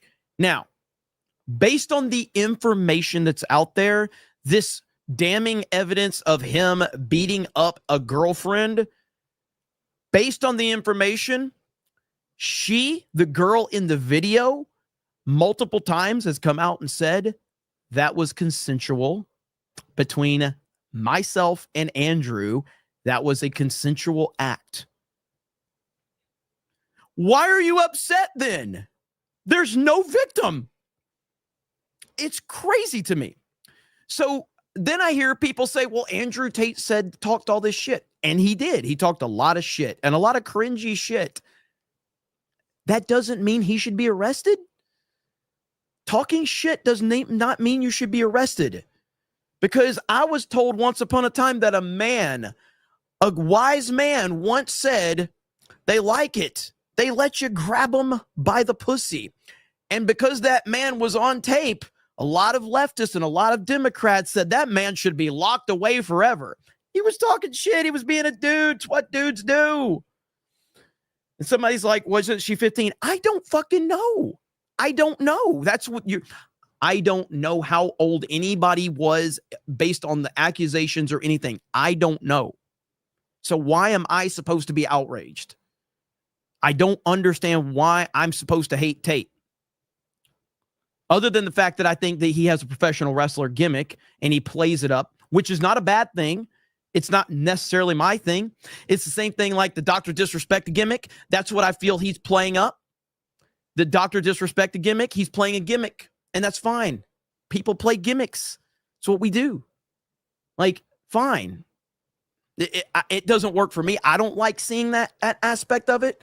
Like, it's why the whole Dr. Disrespect thing, like he's playing a character. So when Dr. Disrespect talks about serious things in character, it's weird. And I'm like, I don't understand. Like, if you're going to be serious, then drop the Doc gimmick and become Guy Beam or whatever his name is. But whatever, man, do your thing. That's cool. People do that all the time. Is that the American way? Is that democracy? Is that innocent until proven guilty? Now, I'm not afraid of it because I know I've done nothing wrong. But it's quite unusual and quite scary for me to land as an American citizen, expecting a hero's welcome after dealing with a foreign and complicated judicial process, and being told that now the American state is going to be set on me, trying its very best to lock me up here when I've done nothing wrong ever. This is communism in and of itself. I may as well fly back to Romania. This is incredible that I landed, and the governor of Florida is like, don't worry, I told my attorney general to try and find things this man's done. Where did that even come from? So I'm very, very disappointed in Ron. I think he did it because he caved under media pressure. And if he wants some media training, he can hit me up. There's no problem. If he wants training, Ron, there's a reason you lost the presidential election. There's a reason you got wrecked. If you want some training, come to me and I'll tell you. Your correct answer was, we have no information of crimes he's committed inside the United States. He has an American passport. We were not aware of his arrival, but it's not really our concern. He's an American citizen returning to his home country. If he breaks the law within Florida, he will be held accountable as well as any other person would be. And until that point, that's it. But instead, he just completely caved and folded. You know what's really interesting? The liberals, Soros, all these NGOs, the media, they understand something intrinsically that conservatives do not understand. In the conservative world, an accusation is the same as a conviction, which is why liberals are so effective. Wow. The liberals will accuse a conservative of something. Yes. They'll wrap up smear them. Hello, Ron. Nancy Pelosi explained the wrap-up smear. She explained it herself. You can find the clip of her explaining. You get the media to repeat something so many times that that person's name becomes toxic. And then what that person says isn't significant anymore because of the accusations attributed to their name. Nancy Pelosi described how they do this to people. Is this a clip? Let's play it. Go for it, Brian. Hospitals and the rest of it. So they don't want them to see that contrast. So they focus on something else. And it's a diversionary tactic. It's a self-fulfilling prophecy. You demonize, and then we call it the wrap-up smear. If you want to talk politics, you call it the wrap-up smear. You smear somebody with falsehoods and all the rest, and then you merchandise. And then you write it, and they'll say, see, it's reported in the press that this, and this. So they have that validation that the press reported the smear, and then it's called the wrap-up smear. Now I'm going to merchandise the press's report on the smear that we made. And it's a tactic, and it's self-evident. But Jesus, Earth to Ron, Earth to Ron. Like, this is what they do. They demonize. It's so correct, man. Dude, this is so funny. Oh my gosh. All right, I got a few big super chats I got to get to. Horror Amarada for 50. Well, I guess that's one wedding invite I don't have to send. And Mama Amarada is very disappointed she won't get to meet you. FYI, Sheep is streaming now on his channel. Still Sheep sitting and taking commissions. Need wedding money. Hail to you. I'm sorry that I won't be there, at least as it stands. But I congratulate both of you. You're both freaking awesome. And I wish you nothing but the best, and you're going to have an awesome wedding there in Vegas. So congratulations to both of you. Harley Dave says, sorry about moms. Does she know you're gay? Harley freaking Dave. Legalize adulthood for a proper 199. Dave Rubin called. He says he's been all over Zelenskyy for years, and usually this hard head attitude only lasts 38 seconds. Hat tip as, and then everything goes limp. He was licking his lips as he said this, and it's weirding me out. LFG like a boss. I love the Dave Rubin jokes. Thank you, Legalize Adulthood. Freaking, you guys are insane. And the 20 gifted memberships. What? We got a lot of support tonight, man. Holy crap. John freaking Murdoch for a proper 199. Wow, you have a mom? Here I thought you were hatched or something. Hope her surgery goes well. I'd say I'd miss you in Vegas, but I wasn't going anyway. Thank you, John Murdoch. Holy crap, man. You guys are insane. Thank you so much. And again, don't forget, we are sponsored by Meta PC. So use the promo code 199. Pinned post right there. The pinned comments. You can go over to Meta PC, use that link, and use the promo code 199. Let them know we sent you. Just go over there and check it out. They even follow the link to see how many people are clicking on it. Go over there, crash their damn website. That's what it's all about. But thank you guys. If you support them, you're supporting us, so we do appreciate it. Demonize you in the media to the point where nobody will stand by you and your ideas are ignored because of what you're accused of. This is exactly what they did to me. Ron fell for it. Instead of standing there and saying, we have no evidence of crimes, he has an American passport, it's innocent until proven guilty, I don't understand the Romanian system. What he did was collapse instantly and completely. And liberals know this. If you accuse a conservative of something on the other side, the conservatives cannibalize. An accusation is as bad as a conviction in the conservative circle. It's true. If you accuse a liberal of something, do you think the liberals care? Let me change it. If a liberal is convicted, if a liberal held a gun to a pregnant woman, if a liberal is a career criminal. Who would ever do that? Okay, Tate, I got to check you there, okay? I got to check you there, Tate.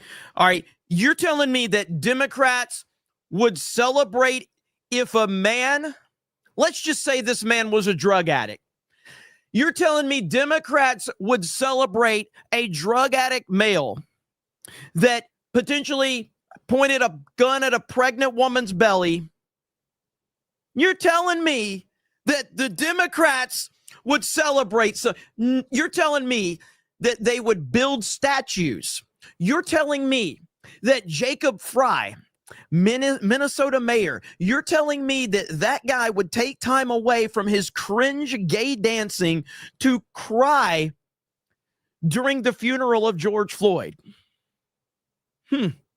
All right, Tate. I'm guessing you're probably right. Well, they don't care. But our side, if you're accused of something, you're instantly cannibalized. Talk about the weakness in the conservative circle. We wonder why we've been getting our asses kicked by people who don't know what gender they are for years. Because all they have to do is point and lie. Put it in the news enough times, and they will take out our strongest soldiers. I was one of the strongest soldiers advocating for conservatism and helping men, especially young men, find their masculinity once again. So they just attacked me, and now who's against me? Liberals, yeah, and a whole bunch of conservatives are upset with me. Oh, but the media said. I have to show it because I'm not making it up. This is Minnesota Mayor Jacob Fry with a mask on, kneeling at the golden casket of George Floyd, crying.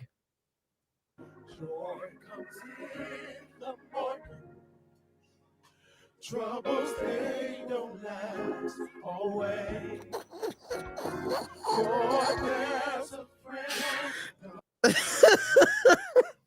I can't believe that's real. I can't believe that's real.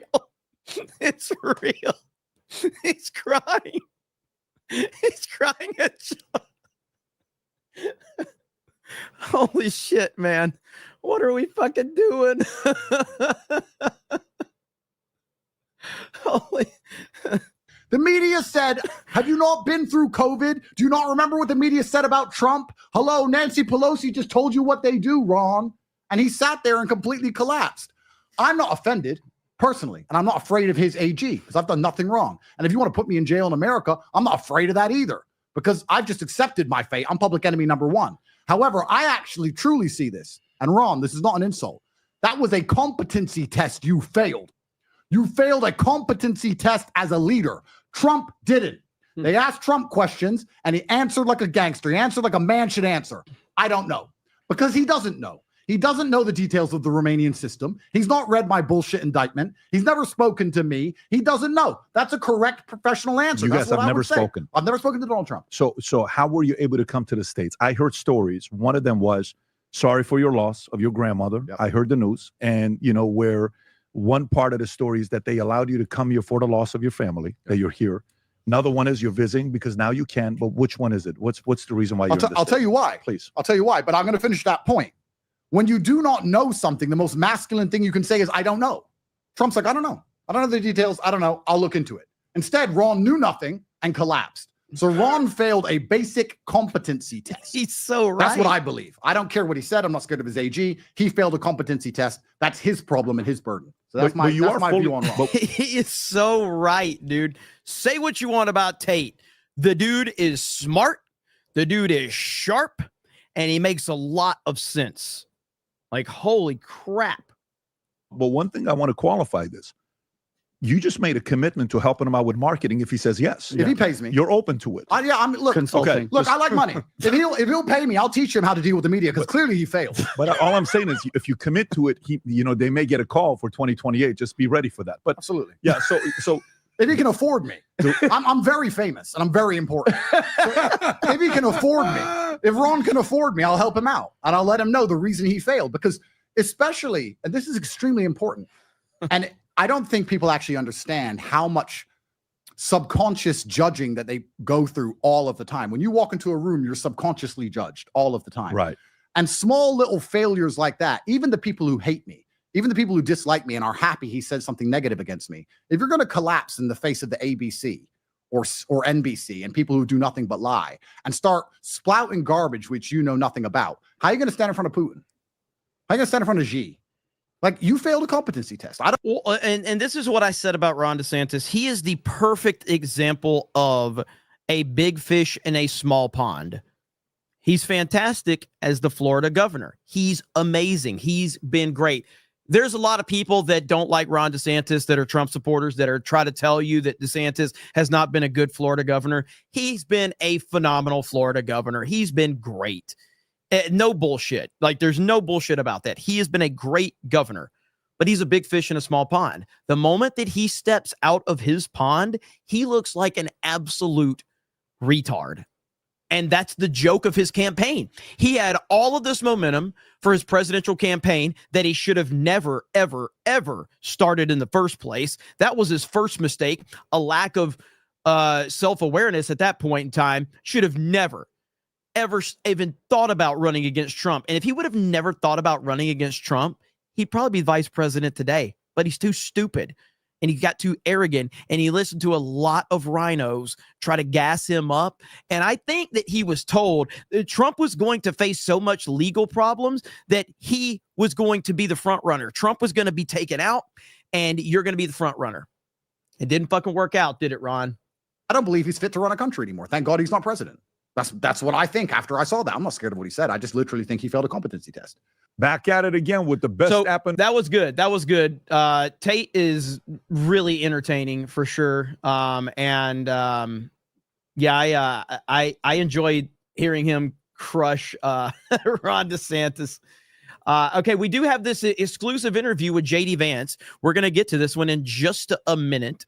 So JD Vance over here on Fox News, they just dropped it. So here it is. So we're going to listen to this interview with Vice President J.D. Vance, who will one day be the President of the United States of America. I have no doubt about that.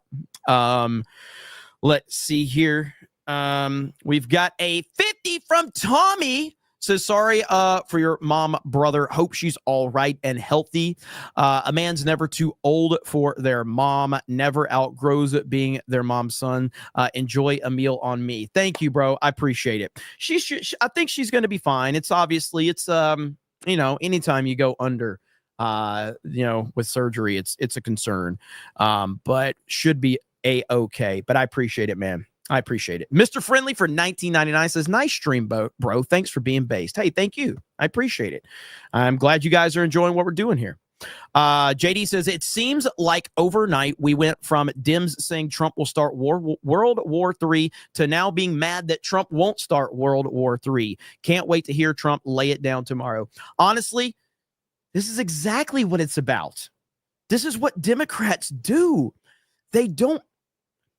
People that are obsessed with something, whether it's Trump or Tate or Elon, when you have a derangement syndrome and your entire life is based around this person and what they do, it starts making you alter the things that you do so that you don't agree with that person.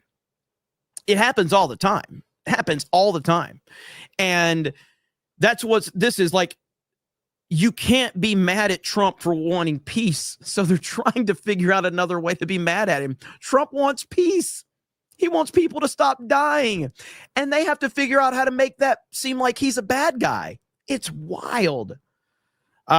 Yes, tomorrow night is going to be awesome. The Fantastic OG says, Republic means you can follow the rules. Democracy means you can't follow the rules, so change them.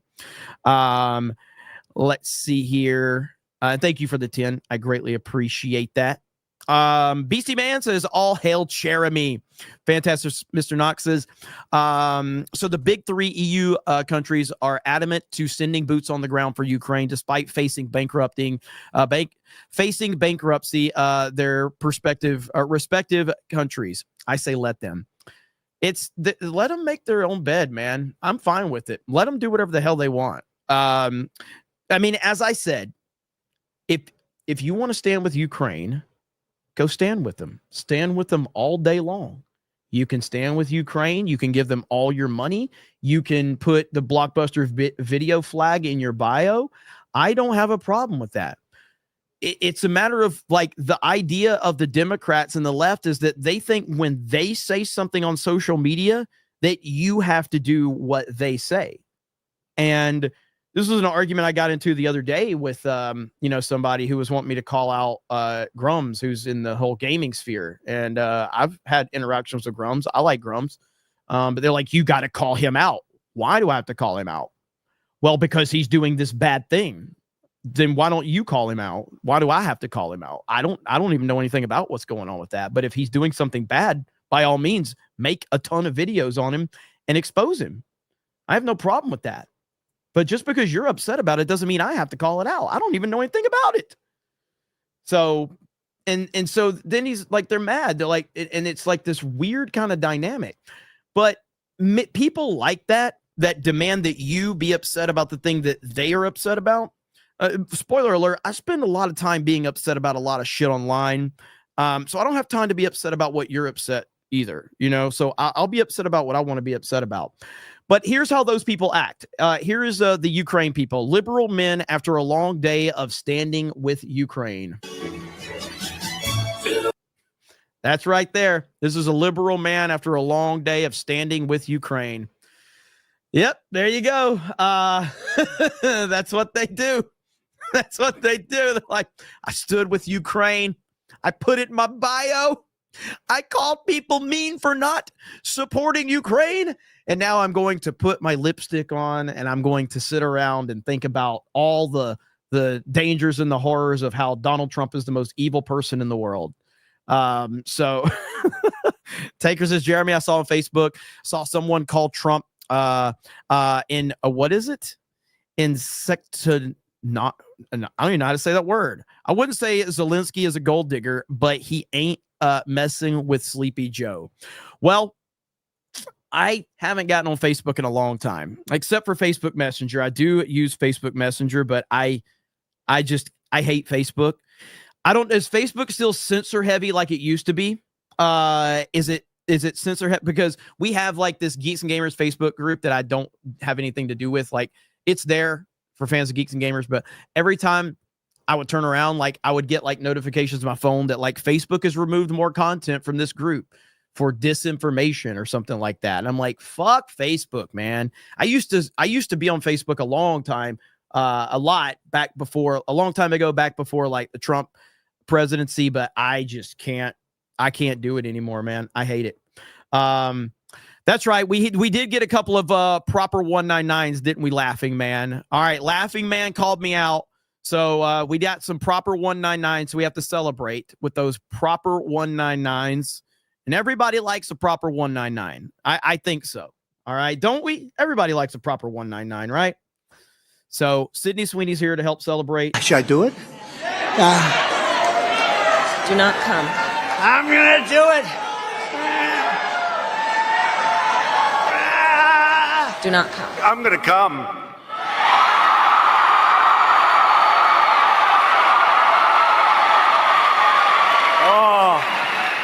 There we go. All right. Blockbuster video. Yeah, I actually put the tweet out the other day, the Blockbuster video tweet. Where is it at? I put this, damn, I got 5,000 likes. Didn't even look at it. I said, it's so inspiring seeing so much support. I too stand with Blockbuster Video. The amount of people on social media showing love in the last 24 hours has been amazing. And I truly think it's been incredible.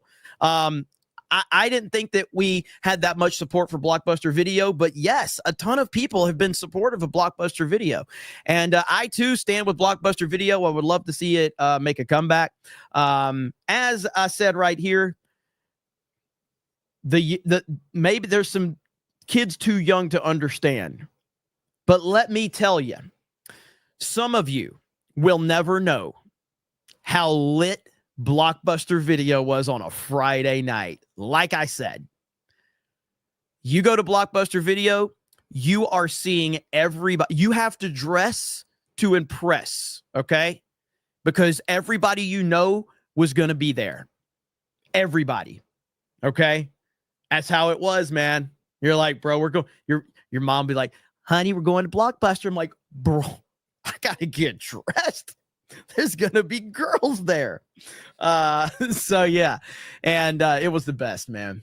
But not anymore. Now everything's streaming and it sucks. But it is what it is. Okay, let's listen to JD Vance really quickly right here. Mr. Vice President, thank you for being with us. Good to see you, man. Appreciate it. Great to be here. Let's go back to the Oval Office Friday. Yep. From your perspective. Yeah, great TV. As the president said. Yeah, well, it's funny. So we have a 45-minute press conference, and the president normally does this. I mean, I've seen this now 3 or 4 times with foreign leaders where he likes to bring the media in, likes to have a conversation, but answer questions with the press. As you know, he's very open with reporters. And what I noticed is that for the first 25, 30 or so minutes, he tried to sort of bend over backwards to be gracious and kind to Zelenskyy, even when Zelenskyy was kind of needling him, even when Zelenskyy was saying things that I thought were untrue. The president just tried to be diplomatic, right? I think that's his natural instinct in that situation. And then when it really went off the rails, of course, is when I asked, or you had a Polish journalist who sad, asked isn't a it? question. It's very sad. The president answered it, and then I answered it, and then something about my answer just really set Zelenskyy off. So then he came at me. So you're blaming yourself. then I went back at him, right. And what I tried to do originally was actually try to diffuse the situation a little bit, because I'm like, we're having this meeting. Obviously, there are 100 television cameras here. Let's try to have this conversation in private. And then the president, as we kept on going back and forth, I tried again to say, well, maybe we should have this conversation in private. And the president was like, nope, actually, I don't want to have it in private anymore. I want to have this actual conversation in public for the American people to see. And I do think that there was just a certain sense of, there was a lack of respect. There was a certain sense of entitlement. And most importantly, look, we can look past all of that stuff, but the president has set a very clear goal for his administration. He wants the killing to stop. And I think that it's very important that President Zelenskyy Zelenskyy and, of course, President Putin, too, they've both got to come to the negotiating table. And that's ultimately where things broke apart. I really don't care what President Zelenskyy says about me or anybody else, but he showed a clear unwillingness to engage in the peace process that President Trump has said is the policy of the American people and of their president. That's the real breakdown. Is I think Zelenskyy wasn't yet there. And I think, frankly, now still isn't there. But I think he'll get there eventually. He has to. My understanding is he tried to get back in or tried to stay a number of times and then made numerous calls to come back. Is that true? I don't know about numerous calls, but they certainly made at least one request to come back in and continue the conversation. The president was like, look, first of all, they were disrespectful. And second of all, they wanted to come back and Trump said no. That is so freaking great. what are we even going to talk about? They've shown a clear unwillingness to discuss the peaceful settlement that President Trump is trying to bring to the situation. I think a lot of Americans are sort of, it's useful to step back and ask ourselves, what is the actual plan here? You can't just fund the war forever. The American people won't stand for it. And by the way, Sean, if you look at European opinion polls, the Europeans aren't going to stand forever for it either. We need to bring this thing to a peaceful settlement. The president was trying to do that. He'll continue to try to do that, but you've got to have two to tango. You've got to have a negotiating partner. As a person that's followed Trump for, obviously his entire political career and even before then, but the upgrade from Pence to JD Vance, I still can't believe it. I still can't believe how good of an upgrade this is and how good it feels to have a vice president that actually believes in MAGA and supports President Trump. It feels great to know that JD Vance is all in. And the Ukrainians who recognize that, of course, they have their views, and of course, they're not always going to agree with us, but they've got to participate in the conversation. They weren't willing to do that on Friday, so the president said, send them home. He said today that the war he expects will go on a very long time. I don't know where he's going to get the money to fund that war. I have my doubts that Europe will fund the war to the level that Biden and Harris were funding it. And then the issue now has come up whether or not this administration will continue to offer money and arms for this war to continue. Because without America, I would argue the president was right in saying they have no cards. Yeah. Well, Sean, I think our European friends, frankly, are being really they're doing a disservice to the Ukrainians because their own populations are saying, we're not going to fund this war indefinitely. The American people are saying, we don't want to fund the war indefinitely. So the only thing that is in the best interest of America, of Russia, of Ukraine, and of Europe is to bring this thing to a close. What happened, Sean, is you have Zelenskyy. He goes to Europe, and a lot of our European friends puff him up. They say, you're a freedom fighter. You need to keep fighting forever. Well, fighting forever with what? With whose money, with whose ammunition, and with whose lives? The president is actually taking a much more realistic perspective and saying, this can't go on forever. We can't fund this thing forever. The Ukrainians can't fight forever. So let's bring this thing to a peaceful settlement. When I interviewed Zelenskyy, he wouldn't give me direct answers. I asked him about the mineral deal to pay the U.S. back. To me, there's three phases in this. And my understanding was Friday was supposed to be relatively ceremonial. It was. And then that it was supposed to be we signed the mineral deal. That's part one. Part two would be a ceasefire. Part three would be the hardest part, the negotiated settlement with Putin, who, correct me if I'm wrong, said he's willing to talk peace with Trump. Yeah, he said he's willing to talk peace. And of course, we trust but verify. We want to have the conversation. We don't assume that everything that anybody tells us is true. That's why we want to engage in this conversation. But you're exactly right, Sean. When the Ukrainians came to Washington on Friday, it was supposed to be ceremonial. There had been some public back and forth, some disagreements, some words spoken in public. And the president was like, let's have this moment. We give some credit to the brave Ukrainian fighters. And of course, it's a very brave army that they have there in Ukraine. Let's sign this minerals deal, which importantly does two things. It allows the American people to get some of their money back, but it also shows the Ukrainian people that America has a long-term investment in their sovereignty. You do those things, we'll sign this thing, we'll have a rah-rah moment, and then I hate to pause and have to talk some nonsense, but somebody in the chat over on Rumble's mad because the mods had to time them out or something. I timed you out now. So if you want to be mad at anybody, be mad at me. Anything that happens on my channel is my fault. Don't cry to the mods. Cry to me if you have a fucking problem. Quit arguing with the fucking mods and, disrupting the chat because you're crying. You got a fucking problem with something that happens, you can DM me on Twitter and you can deal with me. So anything you have a problem with at Geeks and Gamers, D-Day Cobra, anything that happens on this channel, it's my fucking fault. You come to me. We'll get to the tough talk of negotiating peace. We couldn't even get the Ukrainians to a point where they could talk about the peaceful settlement. And look, in some ways, Sean, I get it. I get the frustration. I get the rage. It's their country. Of course, it's not our country. But you've got to accept cooler heads have got to prevail. This thing cannot go on forever. This is the important point. I'd say this to our, of course, most importantly, the Americans who are watching, but people all over the world. When you talk to leaders in private, whether they're Ukrainian or European, when you talk to people in private, they will tell you this cannot go on forever.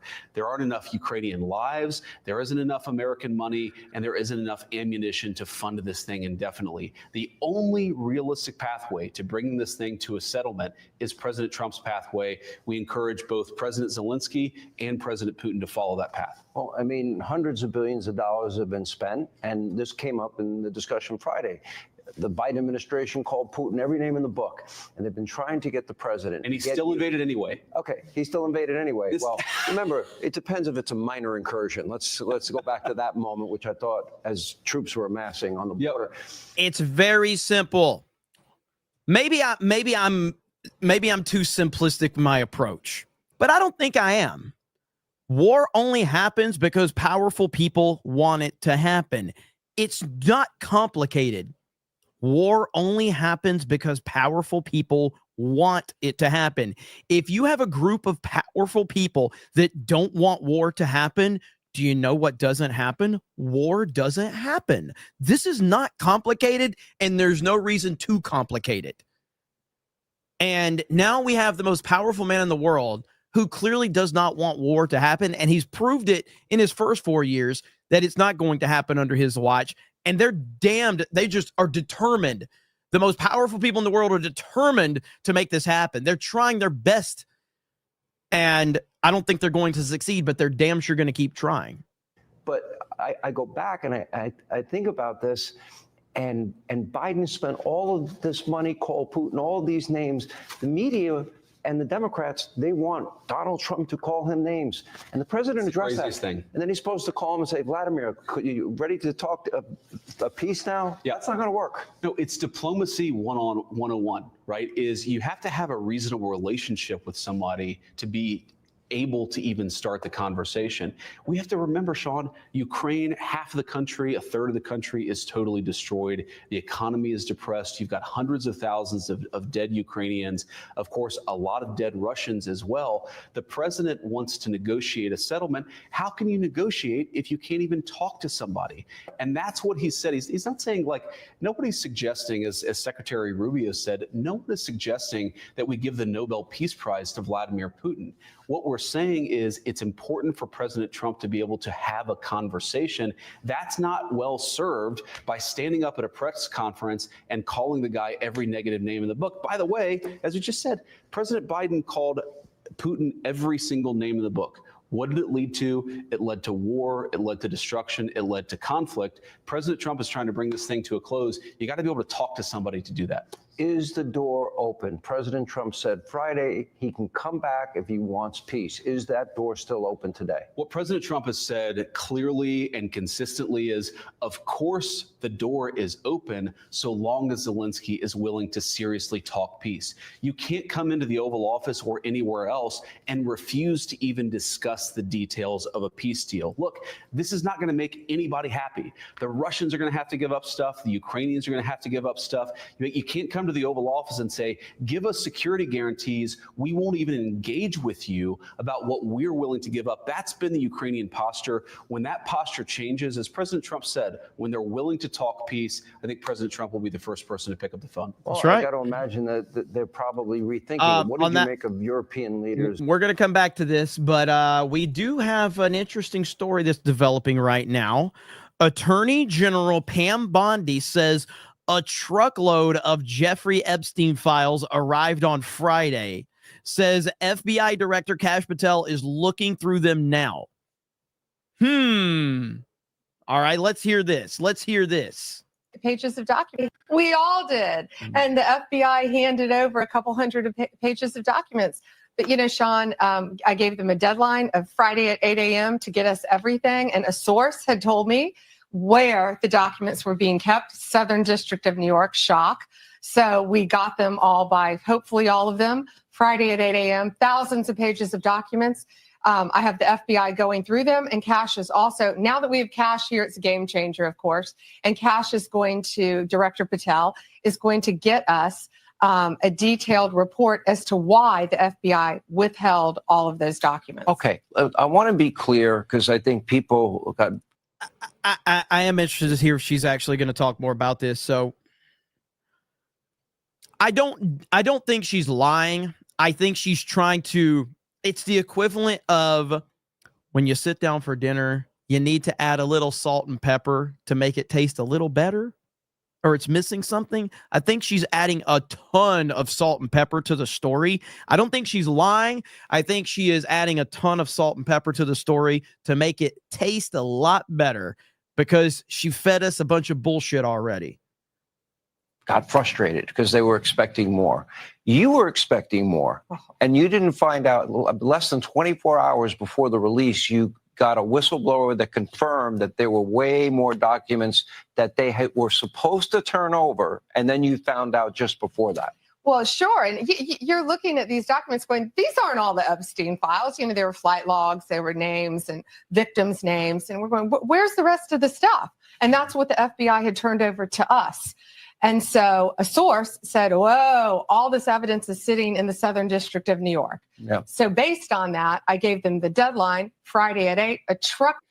Oh, there it is right there. Mate, I thought you read out all super chats. I do. I've got about 50 that I still have to read. So I will get them though. Before the stream ends, they will all be read. Load of evidence arrived. Let's hear this. It's now in the possession on that, sitting in the Southern District of New York. Yeah. So based on that, I gave them the deadline, Friday at 8, a truckload of evidence arrived.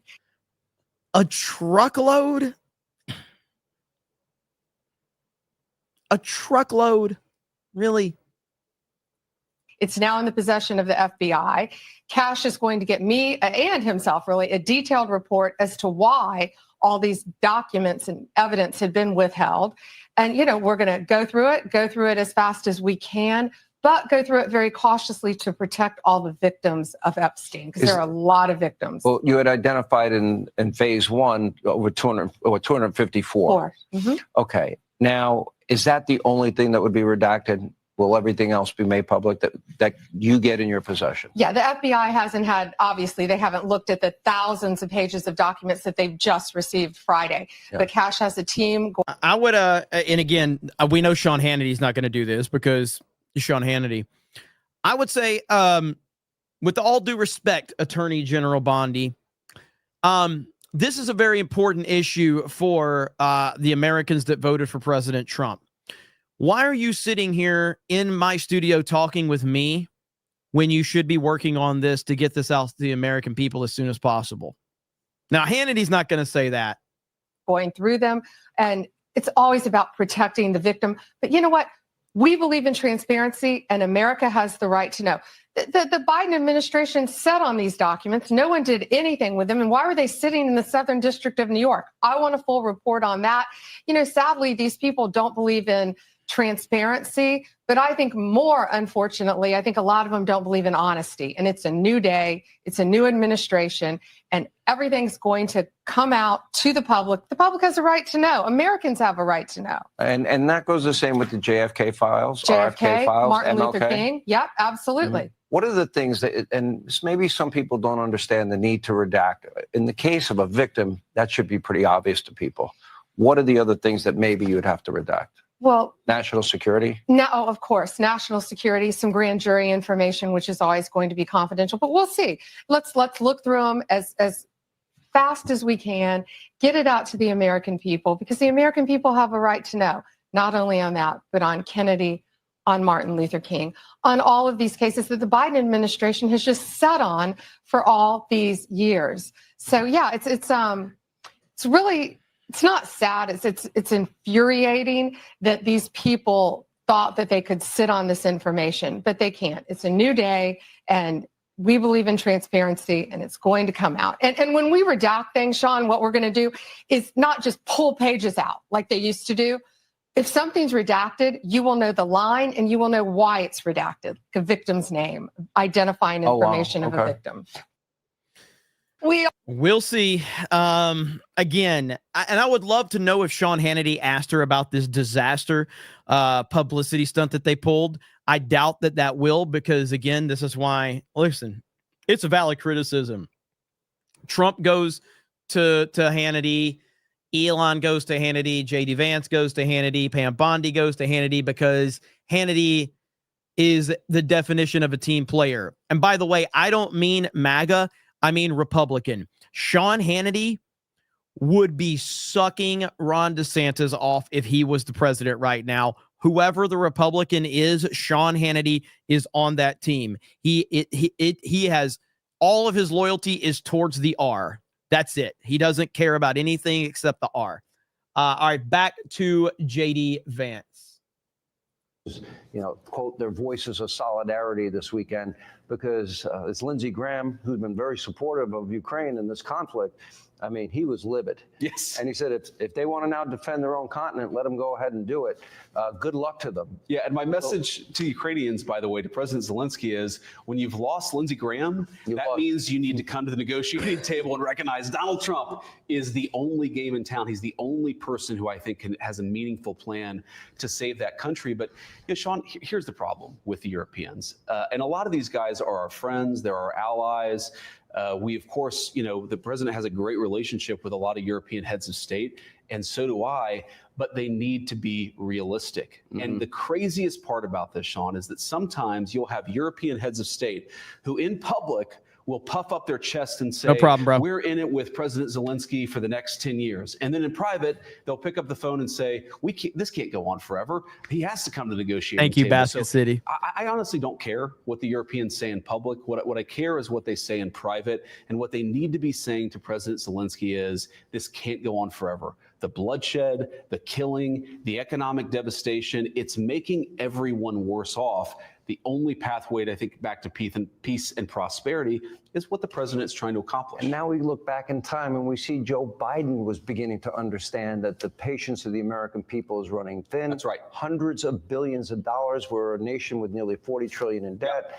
I mean, it's too much. Well, Sean, this is an important point, though, because I was a United States senator, for the last 2 years of the Biden administration. I got elected in 2022. I think you like this job better? I think I like this job a lot better. I certainly like the president a lot better.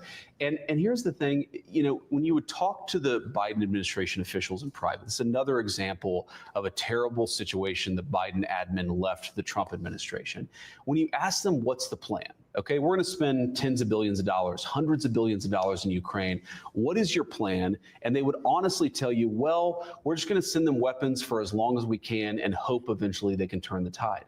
Hope is not a strategy. Throwing money and ammunition at a terrible conflict, that is not a strategy. The only guy in town with a strategy is the President of the United States, and everybody needs to follow his lead. What scares me is Zelenskyy, when he says it's going to go on for years, how many more lives are going to be lost? He's not going to have a country to save at the end of that. The minerals deal would have provided the monies to rebuild their country and a strong U.S. presence and maybe European troops as well. And this is an important part of it. The president knows that, look, if you want real security guarantees, if you want to actually ensure that Vladimir Putin does not invade Ukraine again, the very best security guarantee is to give Americans economic upside in the future of Ukraine.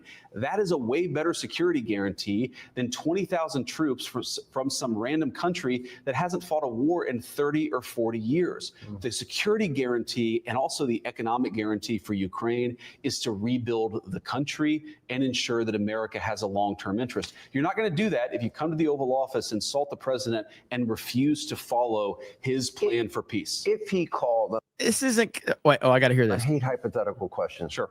forgive me. If he called tomorrow and said, I am ready to adopt your plan for peace, he can come back? I think that if he called and had a serious proposal for how he was going to engage in the process, look, there are details that really matter that we're already working on with the Russians. We've already talked with some of our allies. He needs to engage seriously on the details. I think once that happens, then absolutely we want to talk. Are you convinced Putin and the Russians are willing to meet them? I don't want to say the word halfway. They're willing to do their part to achieve a negotiated settlement. Am I convinced? No. But do I think that there's a real pathway? You got to trust but verify. You've got to engage in the negotiation. You've got to see what steps people are willing to take. This is another thing, Sean. Obviously, I'm biased because he's so good. Like that hypothetical that Hannity threw. Like it's such a good answer. Like everything this guy says is on point. And again, this is why he's the perfect balance to Trump. He's the perfect vice president. He's well-spoken. He's articulate, and he's MAGA. And everything that he says is in line with what Trump has envisioned for this country. And he articulates it in his own way, but it's still MAGA. He is fantastic. He really is. Because I really love the guy. But when the media attacks President Trump as somehow on the side of Putin, two big problems with that. First of all, the only president in 20 years where you haven't had the Russians take a bunch of territory was under the first term of Donald J. Trump. The second part of that is you've got to actually accept that President Trump, he's not just assuming that everything the Russians tell him is true. He's negotiating with them. There's a give and take. There's a trust but verify. That's called diplomacy. We used to have some respect for that in Washington, D.C. There you go. So well said from JD Vance. That was really awesome. So glad to hear that. By the way, if you're just tuning in, tomorrow night, we will be live here on this channel covering Trump's speech, his joint address to Congress. And as I've said, I think this is going to be an all-timer. Donald Trump himself has said tomorrow will be big. I will tell it like it is. I firmly expect Donald Trump to go in here and drop some absolute bangers. And I think that he is going to trigger the hell out of the Democrats tomorrow. I think he's going to send shockwaves tomorrow. And I can't wait. So we obviously have Tuesday night's main event over on the main Geeks and Gamers channel. And then I'm moving that up a little bit earlier so that I'll have time to then jump over here and we'll have this stream. But yeah, it's going to be crazy. I cannot wait. So it's going to be awesome.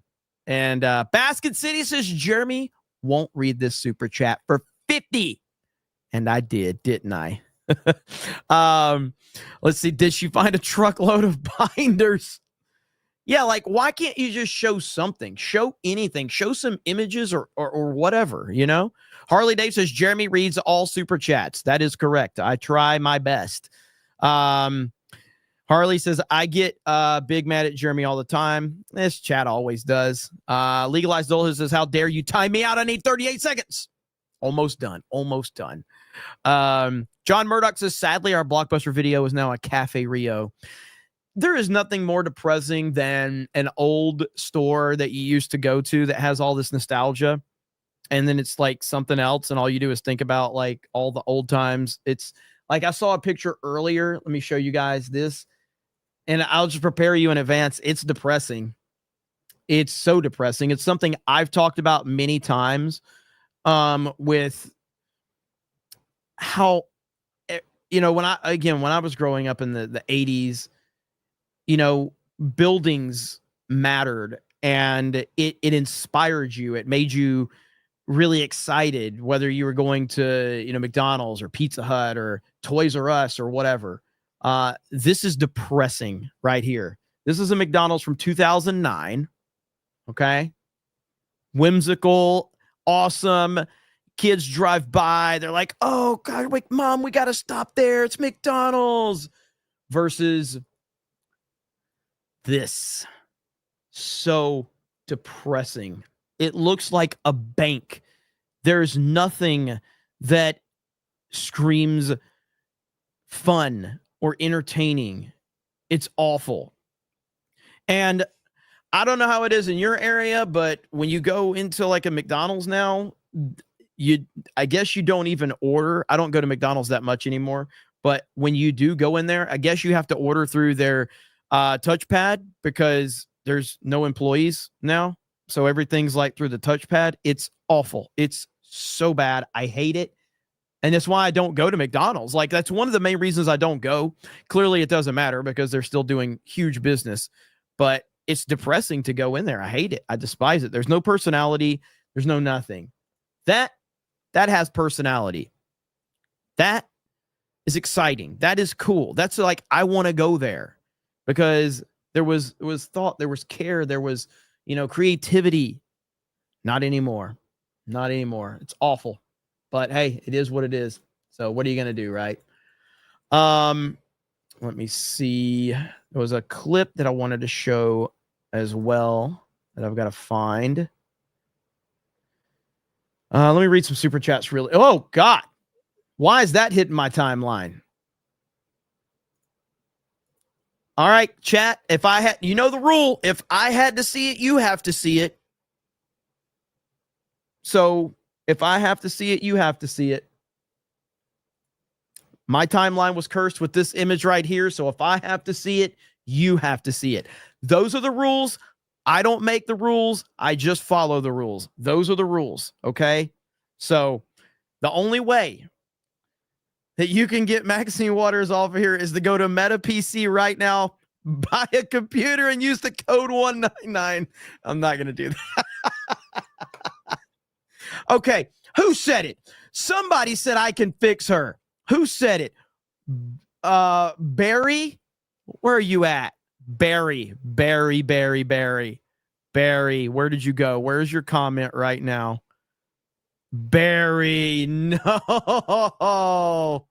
Barry, you cannot fix her, buddy, okay?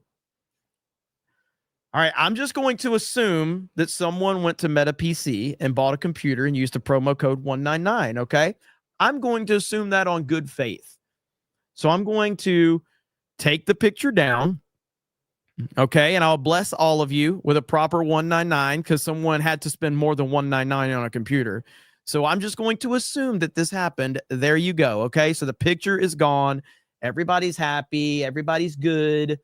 Everything's well taken care of now, okay? Everything's good, all right? So there we go. Oh, man. Good stuff indeed. Shadow Sand says, bring back arcades or Blockbuster. Ooh.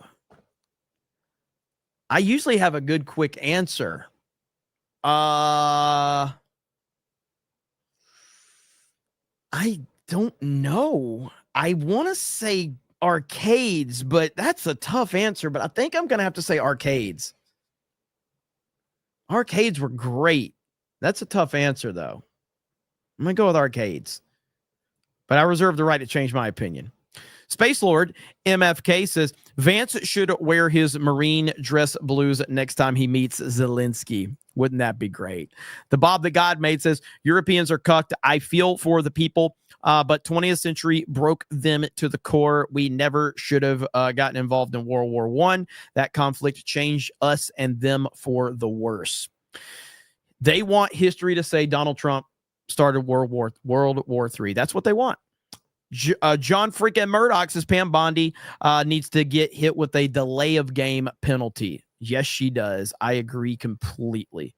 Did we get some more get to memberships? Did I miss them? We got Vault 95 with a get the membership. Thank you, Vault 95. Linko Kenobi says, no worries if you can't make it. Family is more important than anything else. Here's extra money for you, Jeremy. Hope your grandma's surgery goes well. It was my mom, but actually I saw my grandmother this past weekend. She's 90. Yeah, she's 90 and she's kicking ass. So I am lucky. Let's see. Just to say age of consent in Iran is 9. Yikes. Is that true? I don't even want to think about that. That is awful. I don't even want to process that. I see you laughing, man. You've been complaining. You've been complaining all night. So yes. Let's see. Chris says, since I was a kid, I never thought I'd say Hail Cobra. And of course, the 199. Let's go. We do. We want to make Cobra Commander. All right. We want to make this Cobra Commander right here. We want companies to be like, we need Cobra Commander to hold our logo. Okay. So Meta PC is the first company that's been the official sponsor for Geeks and Gamers. Okay. We need to make sure that they know that they did the right thing. And future companies are going to have to want to say, like, what's it going to take for Cobra Commander to hold our promo up? You're like, well, we'll see what you're willing to fork up. But right now, it's all for Meta PC, baby. All right. So that's the goal right there. And again, I even thought about bringing my Bane action figure and having him hold it. I do have Bane from The Dark Knight Rises, by the way. Here, where's my Bane? So I was gonna have Bane, but I was like, we'll get Cobra Commander right now. All right. So let's see. Harley Dave for 20 gifted memberships. You freaking mad lad, you. Time to go slow, Bile. Jeremy is out of control now. Hey, I will honestly say, with Meta PC supporting us, we're in the best position as a company we've been in a long time, because it's and we've had a relationship with them for years. Like when we had the old Geeks and Gamers house, they sent us like 5 different computers. They really have taken care of us. And so I'm really, really happy about this. And it's going to help us with some decisions and some business decisions and things like that. I'm really excited. Eric Case is Jeremy's birthday month. That's right. Shadow Ranger says, the dumbest NPCs are those who still get the jab. If you simp for face muzzles, even 5 years later, you're officially more senile than POTUS 47. Yeah, I mean, the face, anybody that's, occasionally I still see people wearing face masks, and I live in a red area of Florida. And of course, Florida is red. There are some blue areas, but not many. But I live in a pretty red area of Florida, and I still see a few morons running around with face masks. And I'm just like, how? How are you this dumb? What is wrong with you? How does this happen? And yeah, it's crazy. Captain Cisco says you should take off the hat and get a Donald Trump haircut. My hair won't do what Donald Trump's does. It just won't do it. Mr. Let's see, Anti-Eggman says today, Junior. I think you sent that when Glenn Beck was on.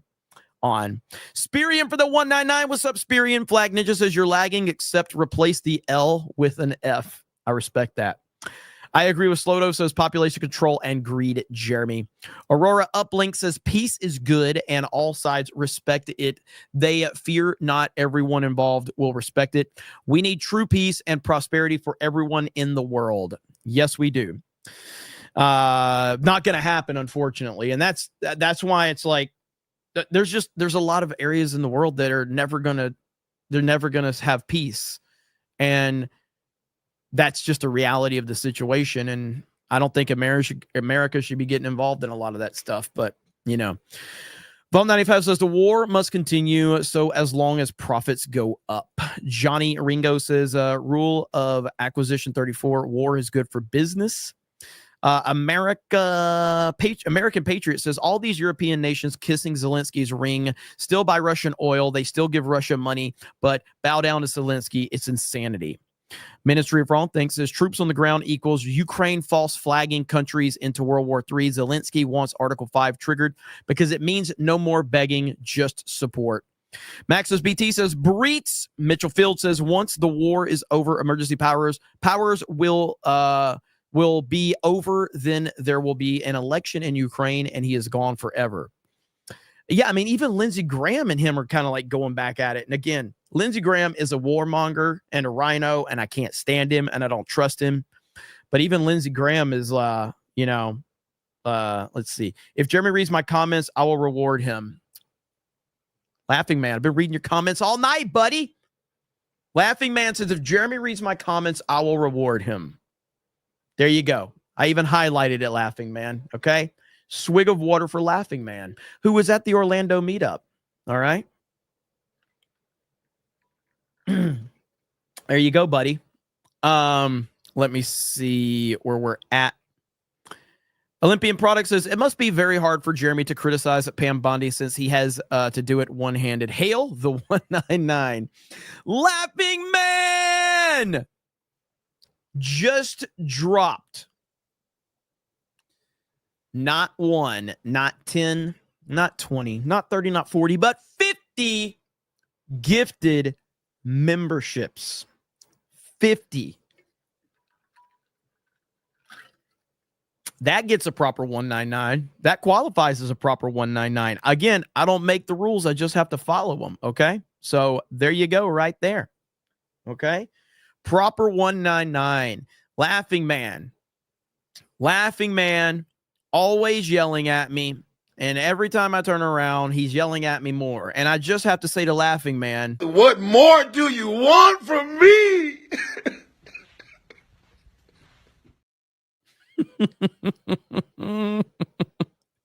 I love that clip so damn much.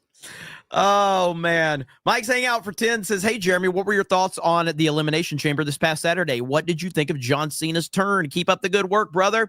We watched it live on Geeks and Gamers Locals, which we watch all the WWE pay-per-view events live on Locals with our Locals members. And I thought it was awesome. I thought it was great. Cena turning heel was awesome, and it's long overdue. I've seen some children say that it was better than Hogan's NWO turn, and I'm sorry. It wasn't, and it was never going to be.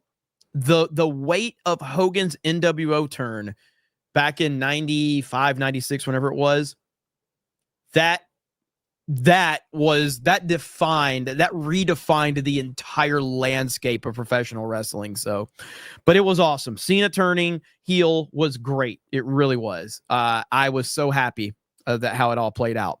Squiddy Girl with the Get the Membership. Thank you. Mitchell Field says Congress address will be big or big ball big. I think big ball big. I 100% think so. Thank you for becoming a new member. Appreciate that. Thank you for coming a new member as well. Fired Up Gaming. Appreciate that. Heartbreaker Zero says, if Zelenskyy hadn't met with the Diddy-crats before meeting with Trump, he would have had a W, but he listened to those TDS losers and foobarred it. Yeah. It's a strange thing, man, how these people can't just get out of their own way. Black Kane says, tagged you on X. Triple H almost let his intrusive thoughts win at the confirmation hearing. Linda McMahon is officially the Secretary of Education. Yes, we have a McMahon in the White House now.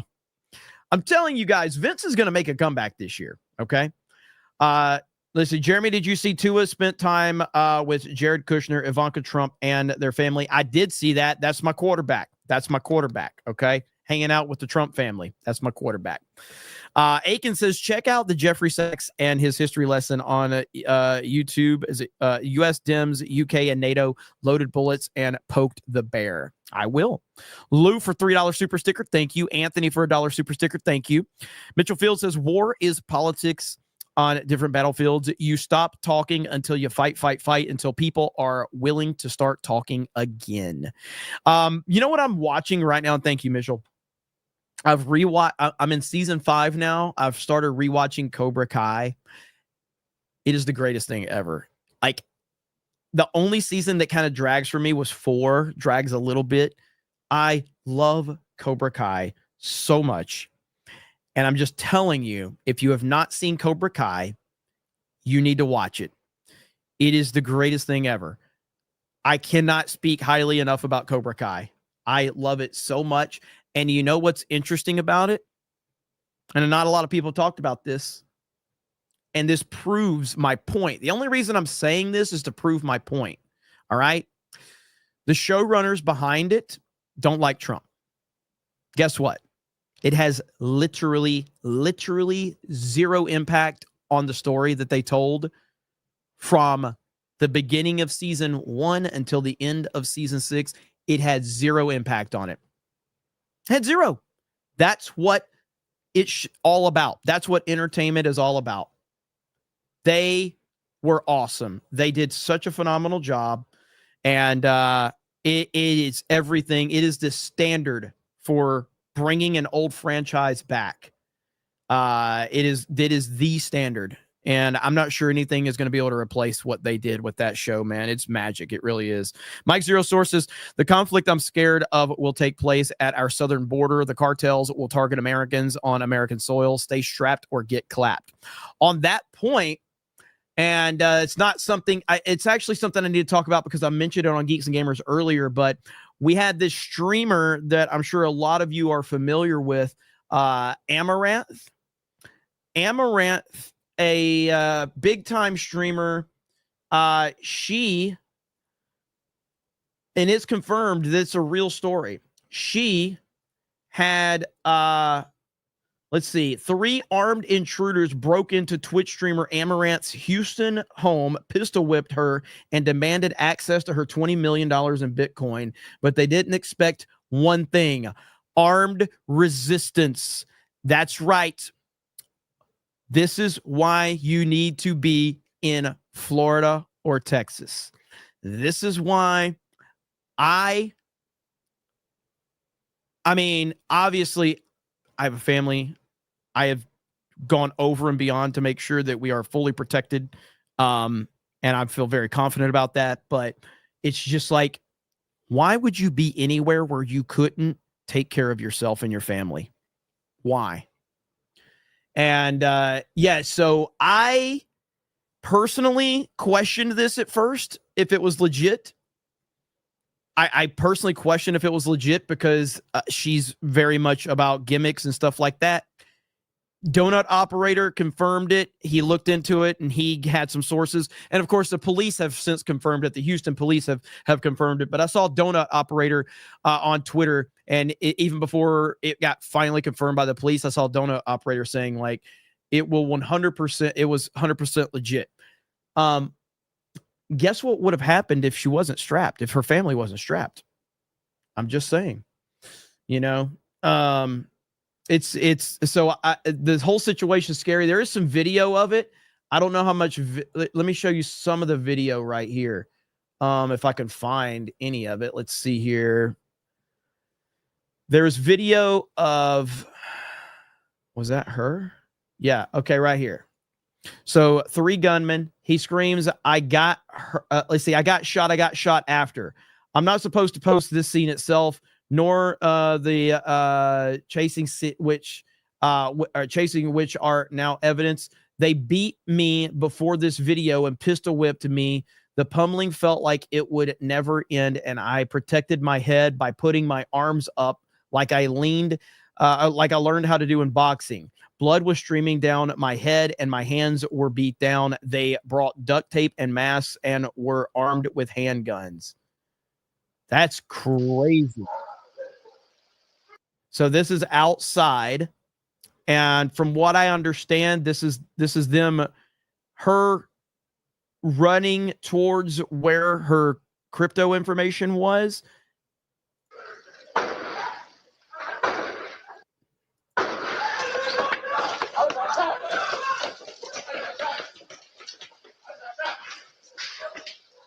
I don't want to play the whole thing because I don't know what all's on there, but that is crazy, dude.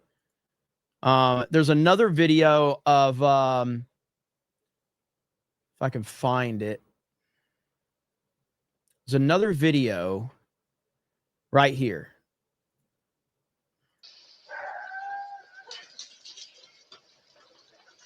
Oh, right here. It's in here. I'm so sorry. Come on. Go. So from what I understand, this was her running towards where the thing they wanted to steal was.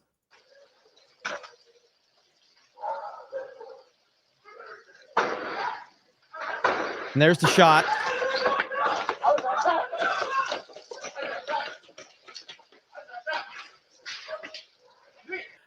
Yeah, it does say, again, I thought it was fake too, but it has been confirmed to not be fake. It's real. And listen, I questioned the hell out of it for sure. But no, it's real. And it's been confirmed to be legit.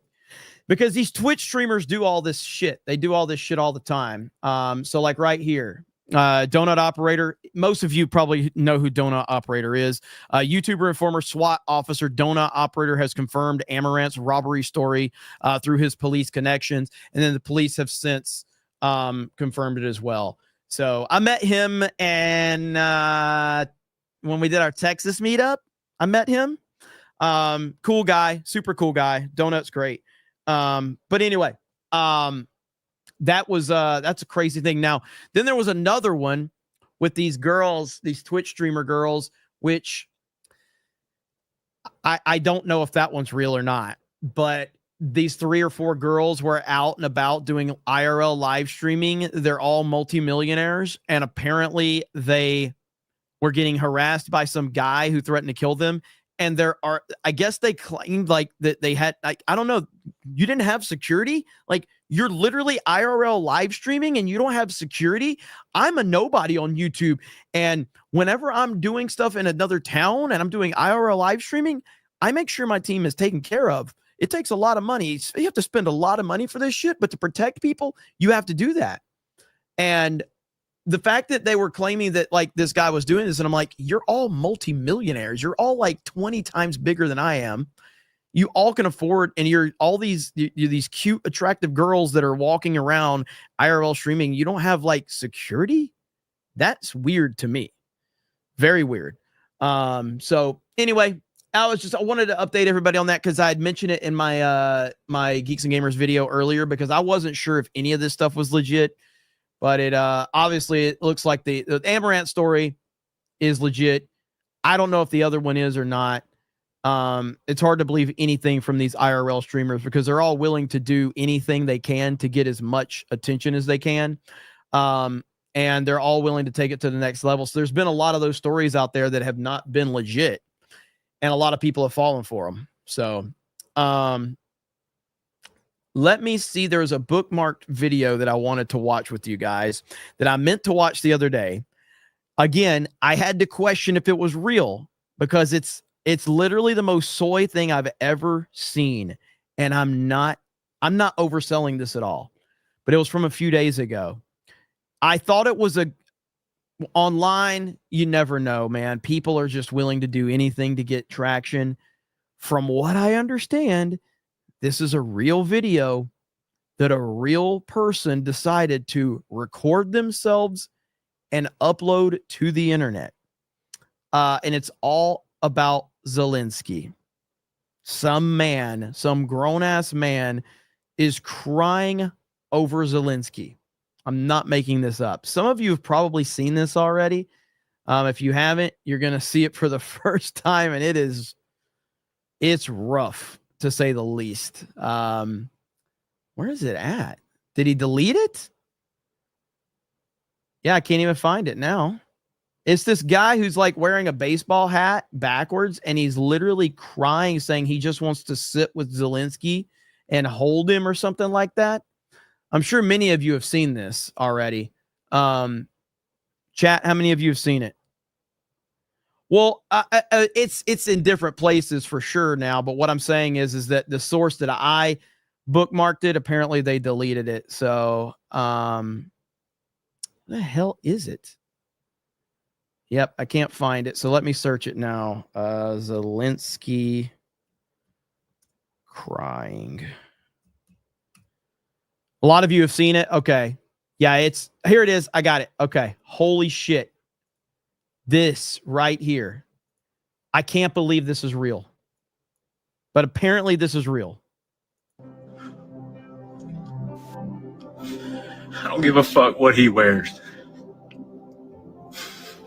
This man has been respectful to every leader in the world.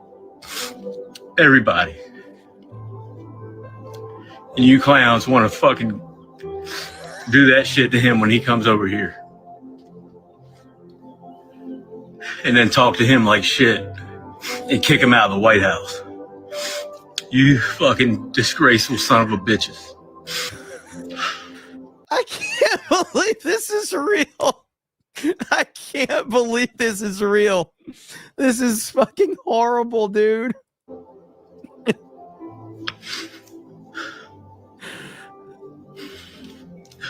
Man, I just want to be next to Zelenskyy right now. What? What? I wish I could talk to him.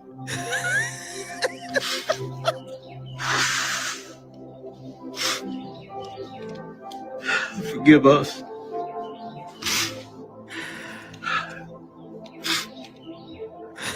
God damn, man. I can't. Sorry, y'all. I can't believe what I just witnessed in our White House. Yeah, we can't believe what we just witnessed either, bro. Are you kidding me? He just wants to be next to Zelenskyy. What does that even mean? Like, I can't believe it's real, but apparently it is. I haven't seen it community noted or anything. But my goodness, man. Jeez. Let me see. My boy here says, let's see. I have to pay you for you to read out other people's opinions. You are not liable reading out super chat. Why have you avoided some super chats? Free speech, sad. I haven't. What?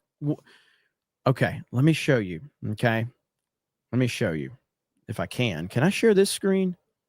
I can't share the screen I'm on. Like I'm looking. I have like. Okay. Look. You see how many super chats I have? That's how many. I'm scrolling right now. That's how many super chats I have. I'm still scrolling. There's been about almost 200 super chats sent tonight. Like I don't avoid anything. So no, I am not avoiding anything. I'm just trying to entertain the audience and then read super chats at the same time, because the real spoiler here is that 90% of the audience does not tune in to listen to me read super chats. Only 10% really is here for the super chats. 90% of the people are here for the topics. And that's just the truth of it. So you have to be entertaining in the process. So that's all. So no avoiding super chats. None at all. You've been watching me long enough. You should know that.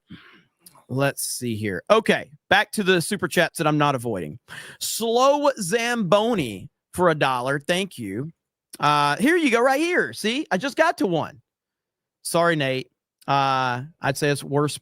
I'd say worse, but projection. See, I just got to one of yours right there.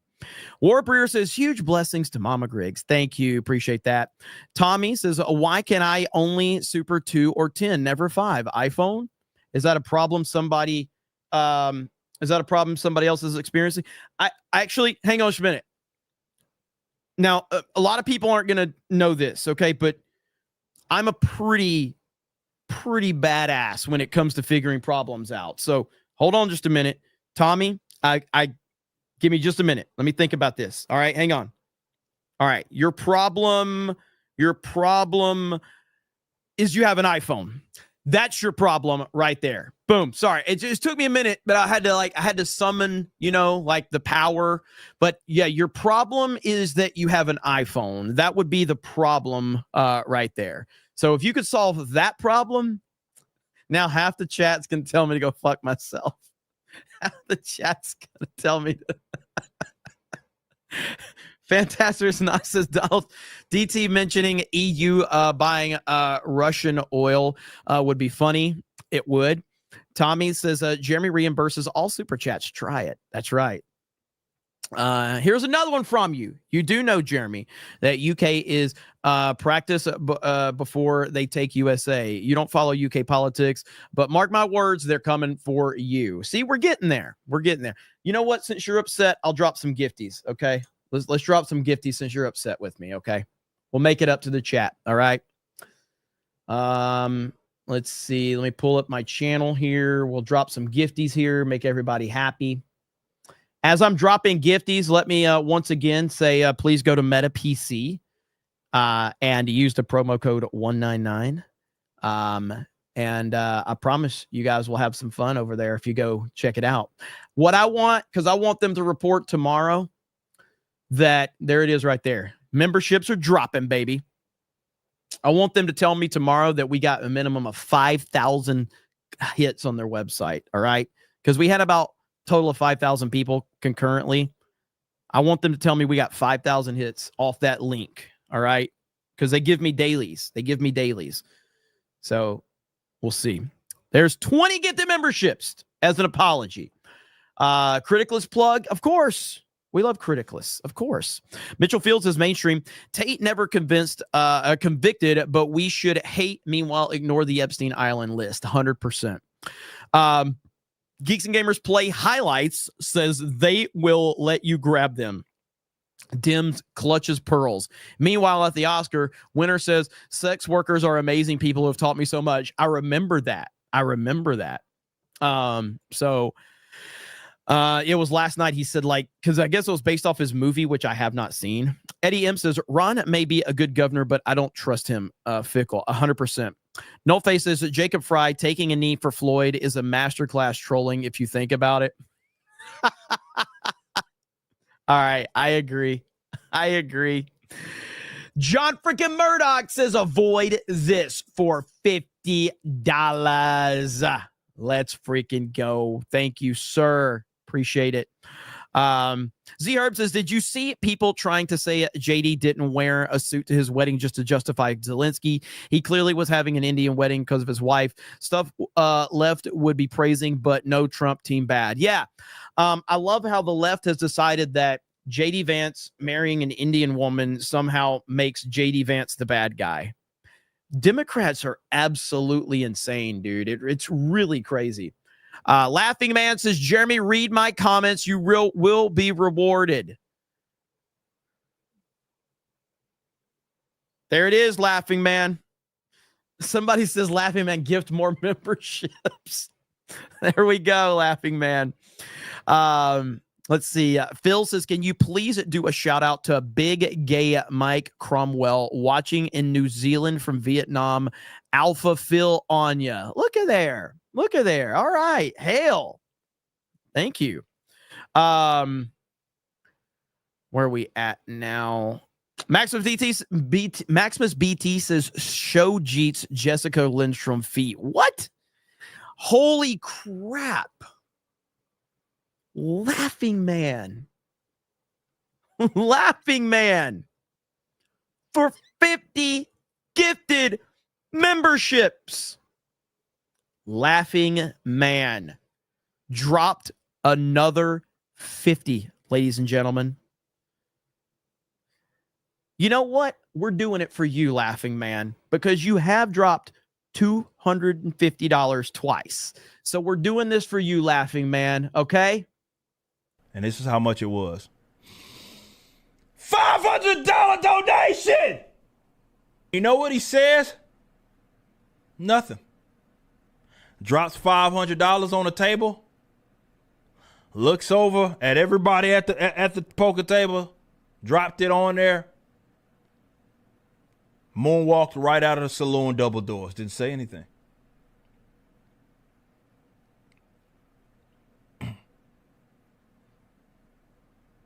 Spurs on his boots. Couple holstered handguns. Cowboy hat. Thick mustache. Dropped the money on the table, looked at everybody square in their eye, and just moonwalked right out of the saloon double doors. Didn't say shit. Didn't say anything. No message there. Didn't say jack shit.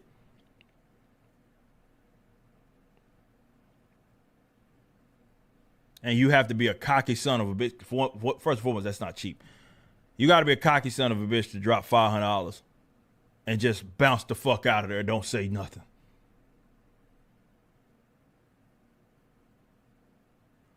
I respect that. Thank you, Laughing Man. First of all, that ain't cheap.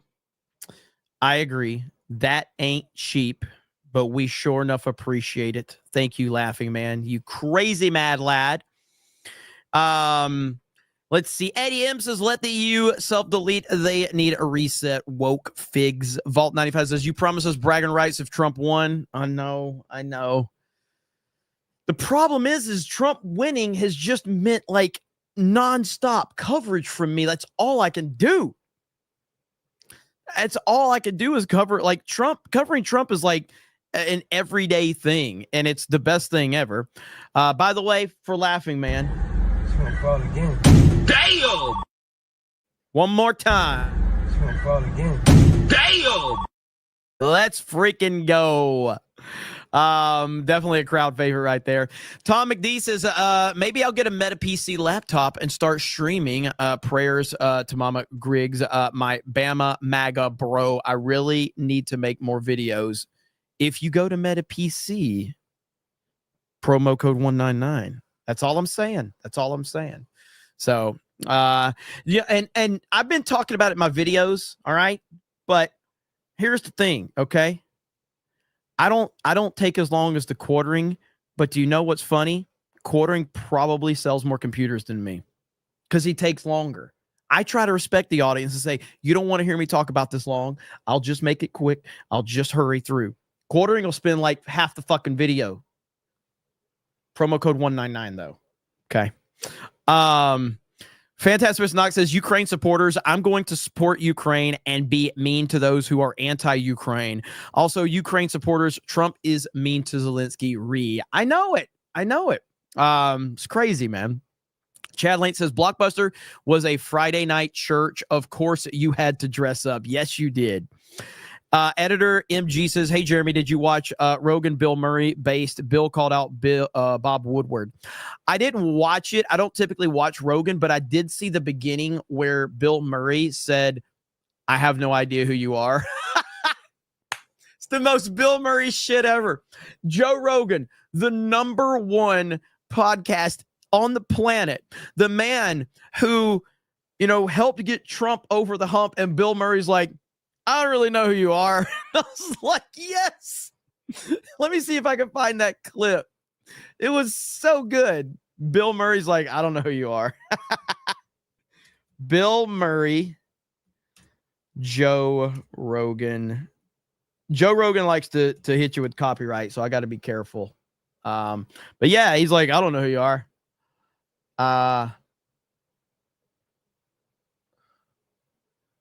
Let's see. Is this it? All right, right here. Here's the clip right here. I got to pause it a little bit, but here we go. Thank you for doing this.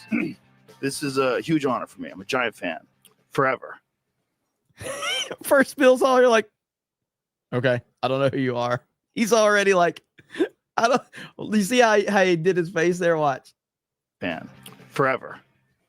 Like since I was a kid. So. Well, are we going? Yeah, we're I didn't even know they started.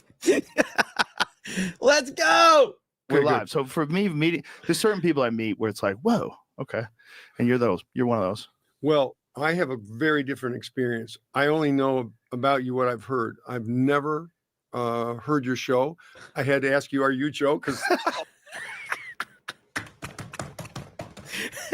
are you Joe? So when he shows up, Perfect. I somehow I knew you were like in the fitness, and everyone out there seems to be a weightlifter. And I would recommend going and checking it out. So everybody's talked about it. I haven't seen it. I saw a few clips of like that one, and I'm like, dude, this is so Bill Murray. Oh, it's great. That's so funny. Joe Rogan's like one of the most famous people in the entire country. And Bill Murray's like, I didn't know who you were. Modalicious says Vance 28 knife hand the opposition. And then Modalicious says JD Vance Moto Boner. Mellow Fungus says chat seems really mad with Pam. I am too. How do you feel about her? We got the documents now. Act thoughts, Jeremy? Yeah. I think right now Pam Bondi has a lot. I don't know if she can recover from the hole that she's dug for herself with the stuff she's done. She's got a long way to go to repair that. I'm not sure she can, especially because she's got Laura Loomer on her bad side, and Laura Loomer is just crushing her right now. So I don't think she can get out of it, really. But you know, Let's see. Nico says Bondi might be the wrong person for the job. Women tend to react emotionally, and that clouds their thinking. Hail the 199. God bless Trump, Vance, and America. Brian Stewart says, will it be bigger than Big Mike? Nothing is. Daniel Todd says, when in doubt about the media, listen to Alex Jones. 9 times out of 10, he's right. Shorty Short says, I never thought I would hear Jer say whimsical. I've used that word a lot, actually. I mean, you know, I have to continue to, project my Alabama inbredness here on stream, though. Bird Up says, reject modern audiences is always a death knell, by the way. So if you ever hear that a film or a show or a building or anything has been updated for modern audiences, that's a death nail right there. Embrace the original Pizza Hut. Oh, the original Pizza Huts were great. Shorty Short says, Maxine is in serious need of a pickle tickle. Ooh. Bird Up says, Maxine Waters looks like a frog got left in the sun too long. Oh my God. Black Tiger says, when Barry said fix, I assume he meant the like a cat. Shorty Short says, what's your favorite arcade game? Miss Pac-Man was mine. Top Gun. Top Gun was always my favorite arcade game back in the day. I loved Top Gun. Sode says, is it Sod or Sode? I've seen Banks livelier than this. Oh yeah, the McDonald's. Z-Herb says, in an alternate timeline, Joe shit himself in 2020 debates and Trump won. It's now 2025. Mike Pence is the president, so maybe 2020 wasn't bad. Yeah, I mean, again, everything that happened, we've talked about this here on this show many times, but everything that happened in 2020 was necessary, and it was a blessing in disguise. It didn't seem like it at the time, but it absolutely was a blessing in disguise. John Papa Sergio says, confirmed Big Boa is heel John Cena. He does look like Big Boa, doesn't he? That's a G.I. Joe, by the way, for those who are wondering. Let's see. Shadow Sand says, Tuesday night's main event is going to be hell for Beardo. Oh, yeah, it is. Space Lord says, Gary is gray. Eric K says, Jeremy thinks mod lives do not matter. Mod lives matter. Space Lord says, 2 more for all the money. Gray chats. John Ruck says, normally I'd say anything but 50 today. I feel 28. Let's go. That's what's up, man. Z-Herb says, are you keen for the new Karate Kid film? Is the Cobra Kai team working on it? I don't know. And I don't know if they're working on it or not. And I'm not overly excited about it, although we'll see what happens. I mean, when Cobra Kai was first announced, I thought it sounded like the stupidest thing ever. I'll never forget when someone told me about Cobra Kai. I'm not like, I don't have some like deep nostalgia for the Karate Kid. I watched the Karate Kid back in the day, but it was just it was a movie and it was fine. I enjoyed it for what it was, but I didn't have this deep nostalgia for it. And when I started covering the disaster known as Disney Star Wars over on the Geeks and Gamers channel, that's when the channel started getting traction. Somebody reaches out to me. They're like, Jeremy, if you're so disgusting with Disney Star Wars, you need to watch Cobra Kai. And I'm like, what is Cobra Kai? He goes, it's the Karate Kid that they've continued the story 30 years later. And Daniel and Johnny, the same actors are in it. And it's a YouTube Red series. And I'm like, what the fuck is YouTube Red?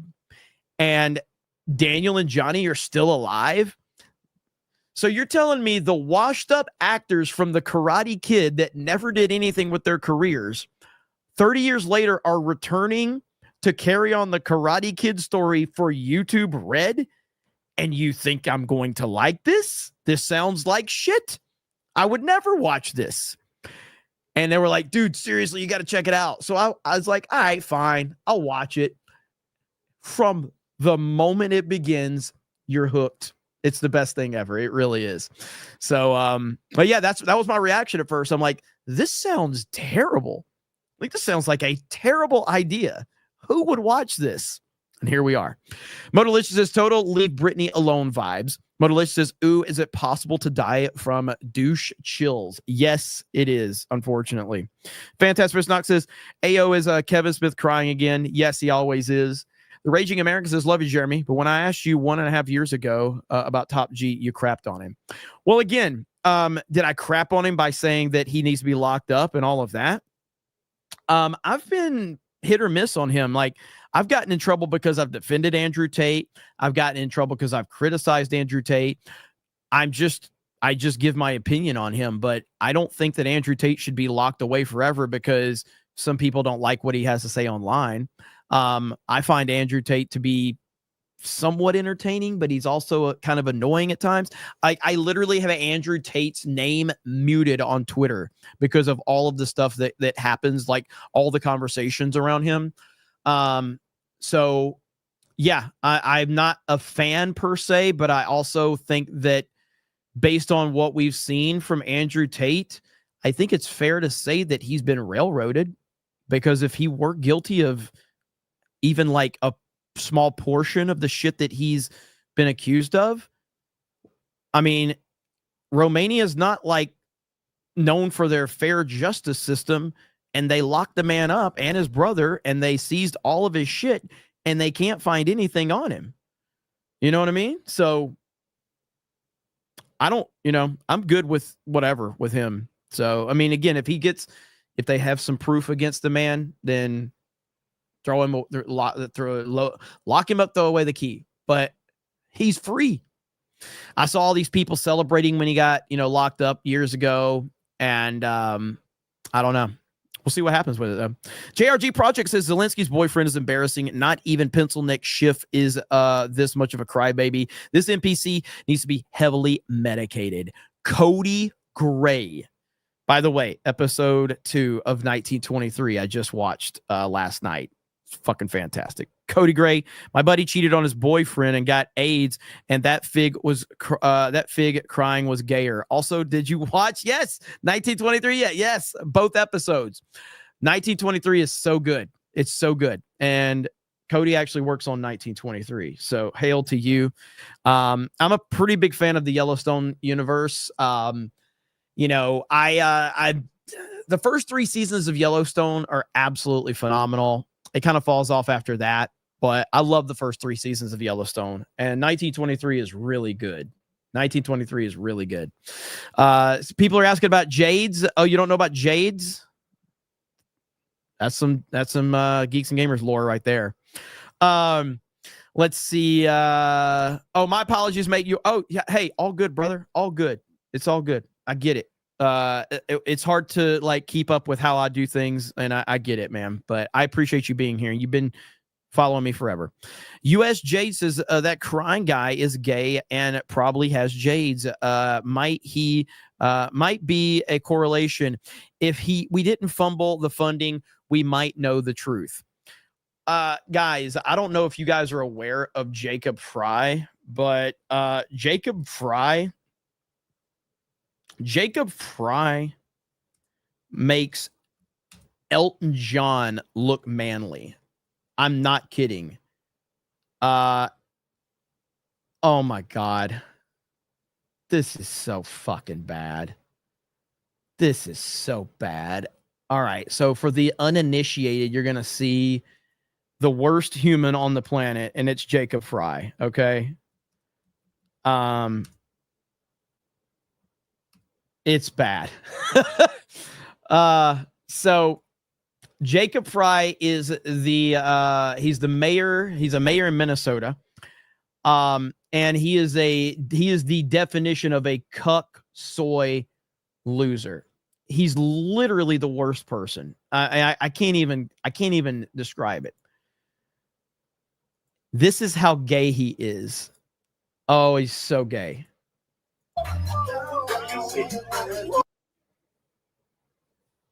Oh my God.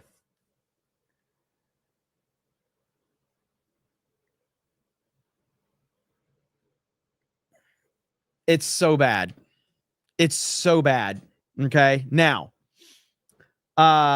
this is the same guy that then kneeled and cried at the golden casket of George Floyd.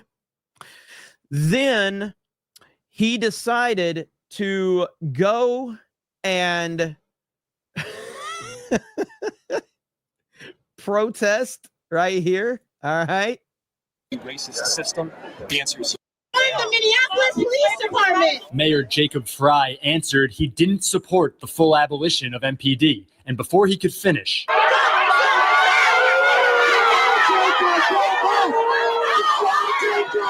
they kicked him out.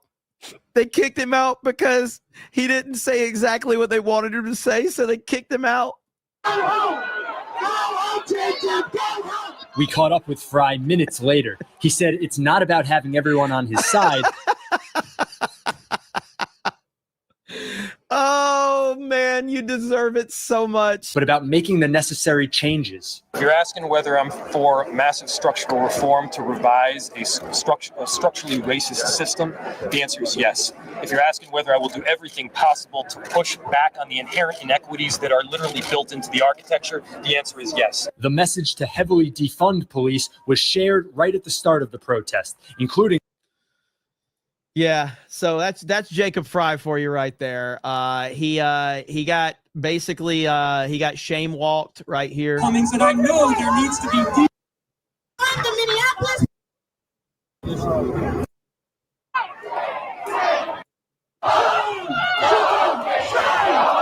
Go home, Jacob, go home. Go home, Jacob, go home. Go home, Jacob, go home. Go home, Jacob, go home.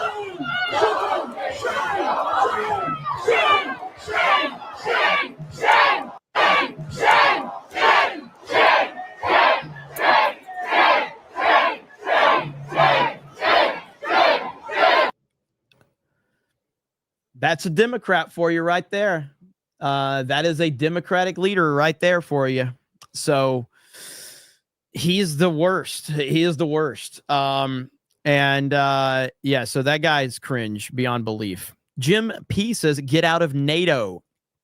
Vault 95 says, congrats to Beardo doing Cobra Cast numbers last night. Let's see. Redonk says, Zelenskyy wore combat boots to a peace meeting. Exactly. The Raging American with a gifted membership. Thank you, brother. Archer Blaze says, please rate these letters 1 through 10 LGBTQ. Oh, you know what? You reminded me. You reminded me of something. Ladies and gentlemen, there's a new ally with the LGBTQ plus Taco Bell community C3PO bag of chips or whatever the fuck they've added. They have a new ally now, ladies and gentlemen.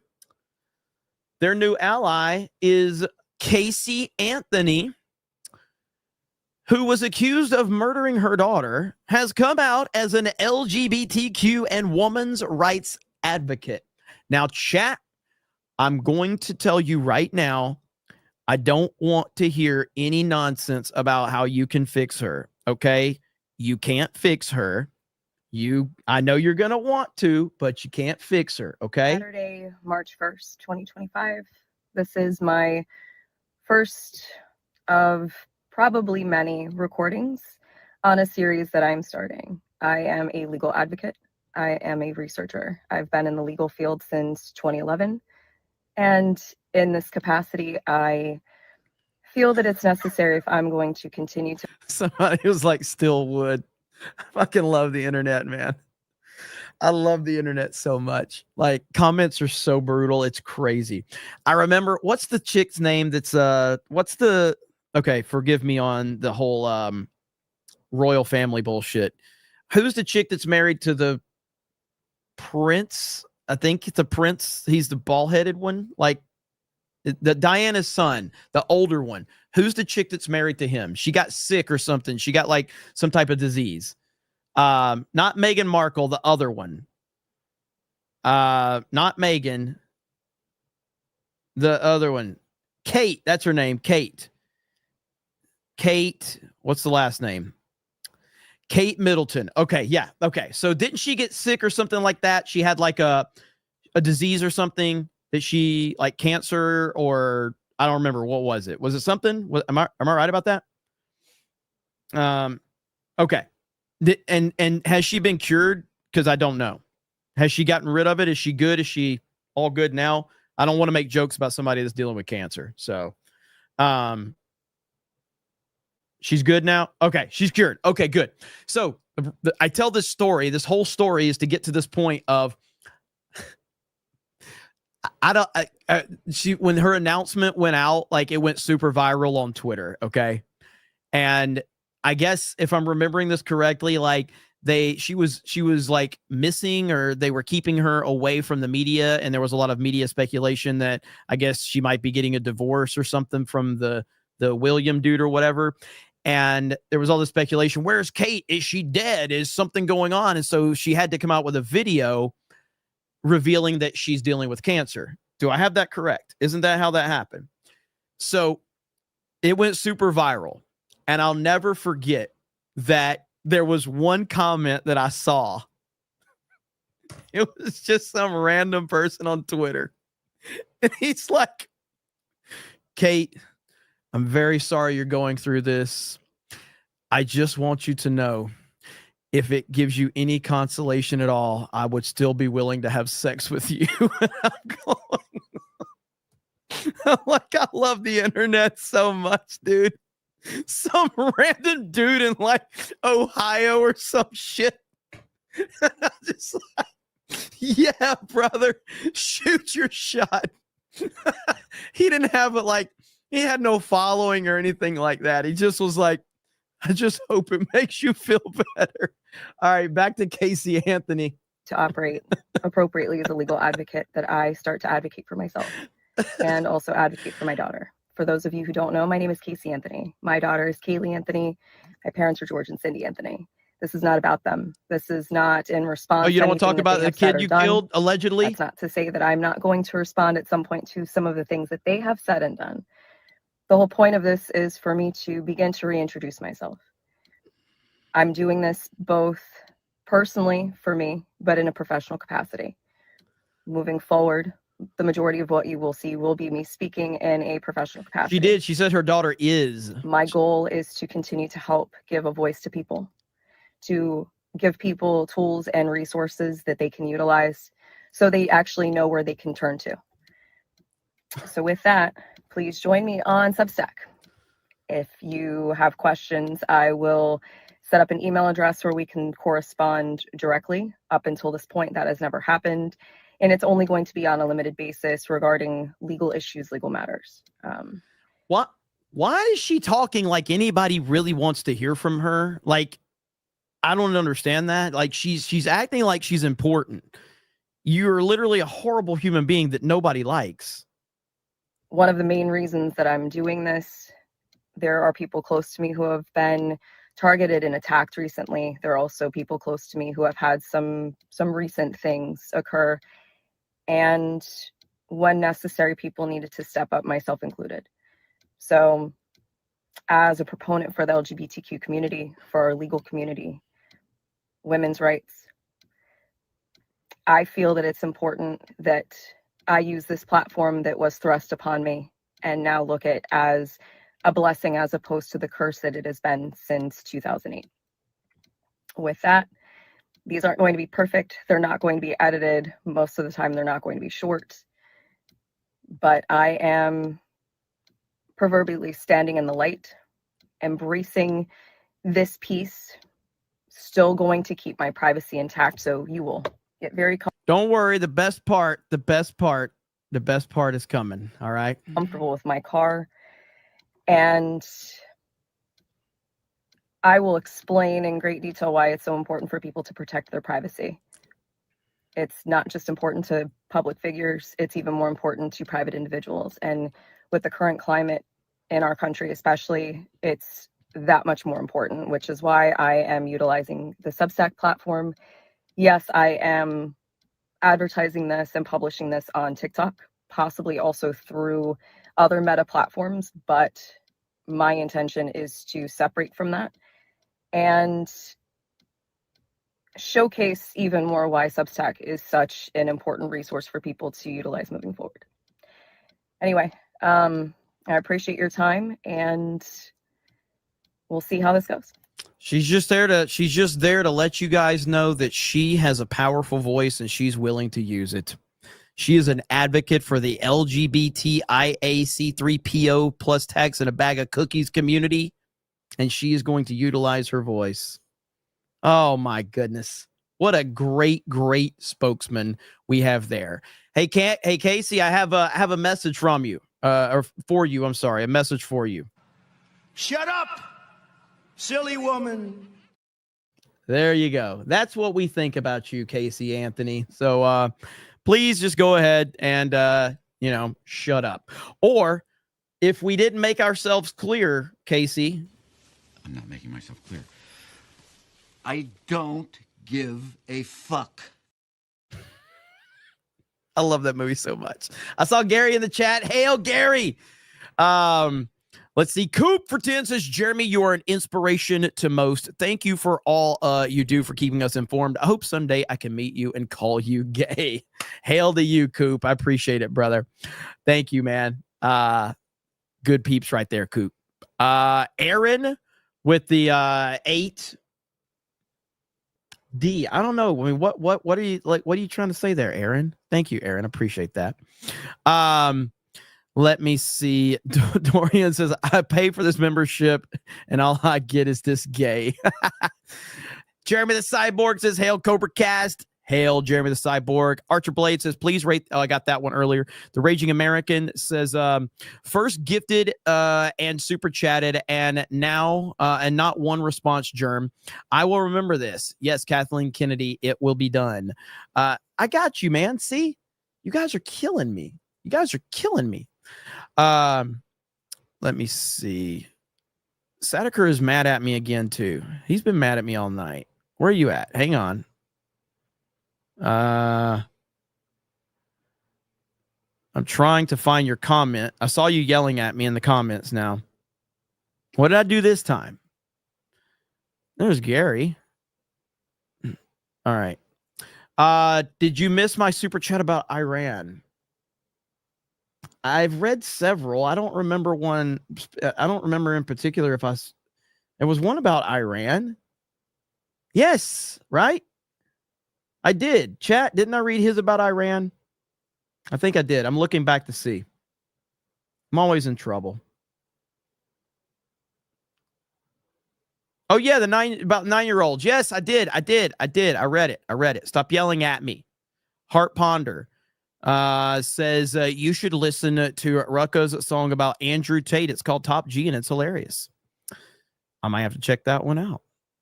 Indy I says, am I your level of gay to be a mod yet? No, only the best gays get to be mods for my channel. Okay. Randy says, glad to finally be a channel member. Wanted to double check to see if you got the link. I DM'd you for my collab video. Hope all's been well. I don't recall, but I will definitely double check. You can resend it. And I will check that out as soon as I get off of here. Romania arrested the guy, a guy who won canceled press elect. Sith Lord Darth Bong says, never forget what Jay did to Pooh. Hail the 199. Never forget. Grand Potato says, the soy is strong with Jacob Fry. He is the soy. Black Kane says, Mayor Fry is gay Christian Bale. Grand Potato says, Sloto makes Elton John look manly.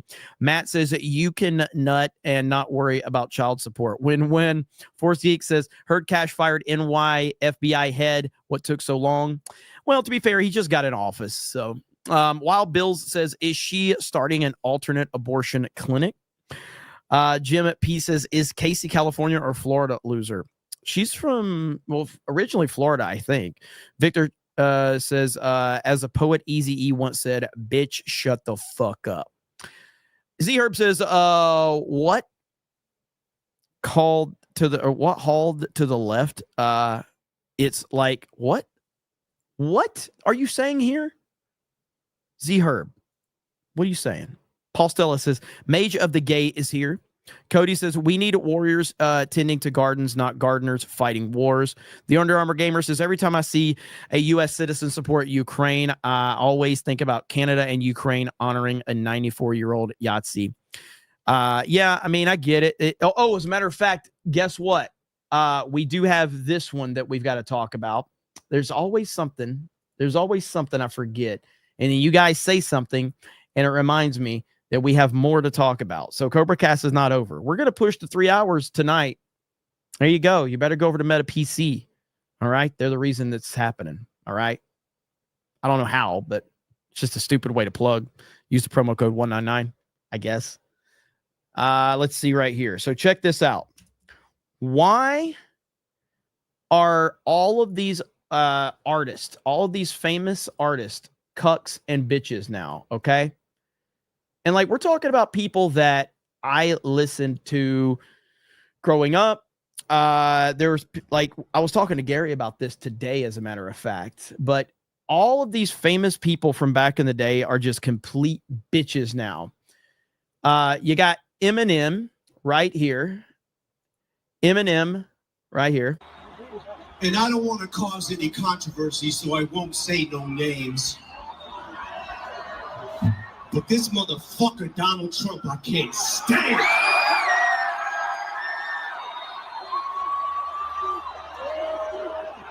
So, before we get into this next song, Larry, we would like to request something of you. When I say fuck, you say Trump. Fuck. Fuck. When I say fuck, you say Trump. Fuck. Because he's got our country fucked up in America. So there's Eminem. And Eminem is truly a pathetic individual. Okay. Like, and I want everybody to remember, this is Eminem talking about Trump. Now, when I was younger, Eminem was the baddest mofo out there. He was awesome. He was crushing it. He was counterculture. He defined counterculture. The media hated him. He flipped them the bird. It was the greatest thing ever. Fast forward to today. Listen to what he has to say. Donald Trump has broken this man. Donald Trump has destroyed Eminem. Eminem will never be the same because Donald Trump has defeated him so badly. Talking about Trump, I get too flustered in my head, and the shit that I want to say, there's too many things I want to say at once. So sometimes I start talking and I'm not able to convey the message the right way because I just get flustered and frustrated watching him play to his base that thinks that he cares about them, and it's actually the people that he cares about the fucking least. If you're talking about his core being, you know, a majority white middle class, what I don't understand is how in the fuck do you feel like you relate to a billionaire who has never known struggle his entire fucking life? I will say this, he talks a good one. And if you're in his base, you're a core, let's say you're going to the rallies or whatever, you watch him on TV, you hear him talking this shit. There's part of me that understands, like, all right, he's somehow still got them because he's brainwashing them into thinking that something great is going to happen. Nothing's happening. Nothing is happening. I don't know, man. I get really flustered when I talk about it. So that was Eminem. And the best part of all of this is that, you know, as we know, Eminem is, you know, no doubt, like, he's one of the greatest rappers of all time. I'm not going to take that away from him. And Eminem is used to destroying rappers by them wanting his attention. Eminem is used to being the guy that all of these rappers will attack. And then he comes back and he destroys them. There is one man that has defeated Eminem, because Eminem years ago made a diss track about Donald Trump, and he released it at the BET Awards. And he was so happy with himself. And do you know how Trump responded? By not responding. And it pissed Eminem off. Eminem angry, Trump not paying attention to me. Let's go. Eminem was so upset because King Trump would not pay attention to him. It is the greatest response ever. He just ignored him.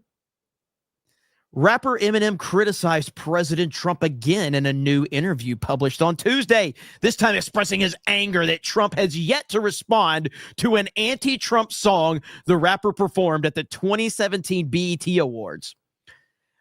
In the interview with Shade 45, Eminem's channel on SiriusXM Radio, the rapper said that he can't stand Trump and is furious that Trump has ignored the rapper's viral video slamming the president and his supporters.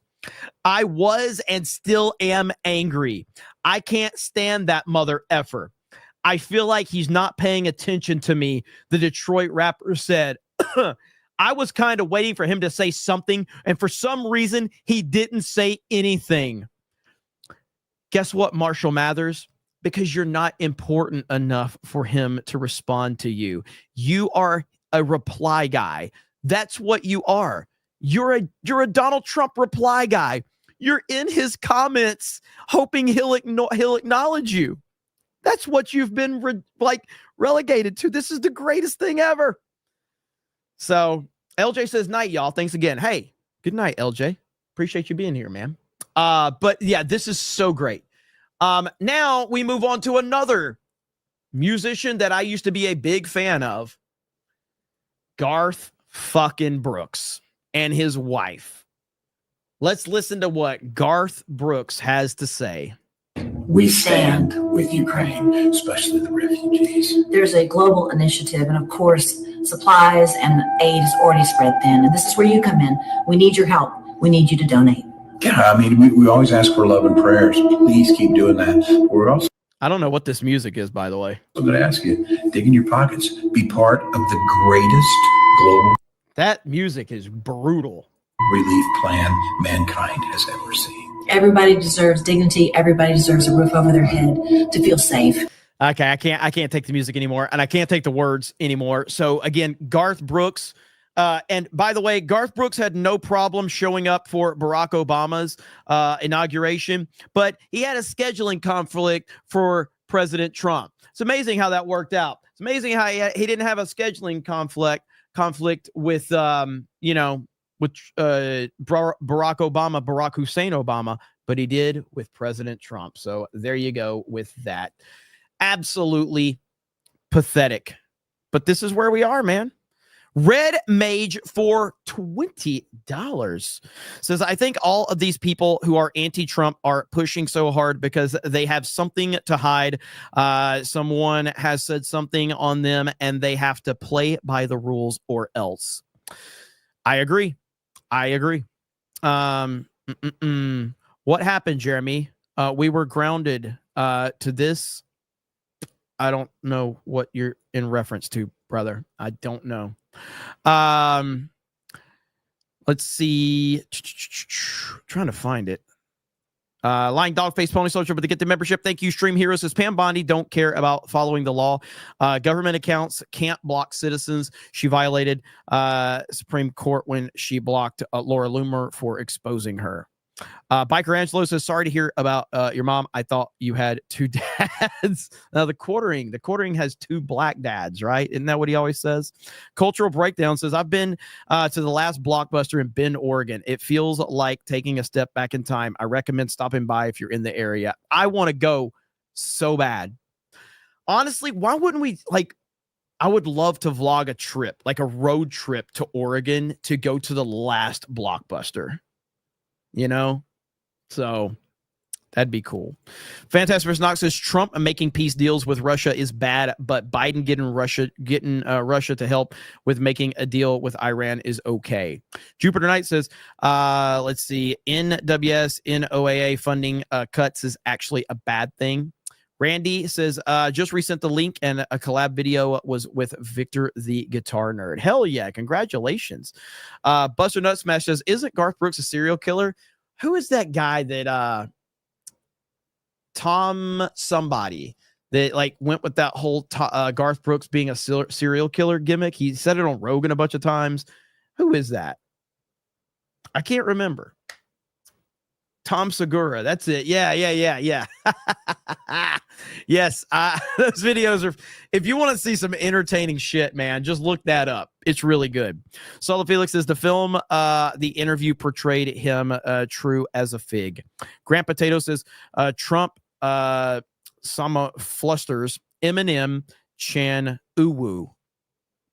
That's the first time I've said Uwu, I think. Aurora Uplink says, we live in a society. It's important to acknowledge each other. And that being said, would love if we had a true sequel to Starship Troopers with the old cast. Wouldn't that be great? Wouldn't that be great? And we're finally at the end, ladies and gentlemen. So I want to thank everybody. A 3-hour Cobra Cast in the books. So I really do appreciate all of you. Great support tonight. Amazing. I know what's going to happen if I say it. We need 2 members to hit 199 for the night. We just need 2 members, 2 new members. That's all we need. But you know what's going to happen.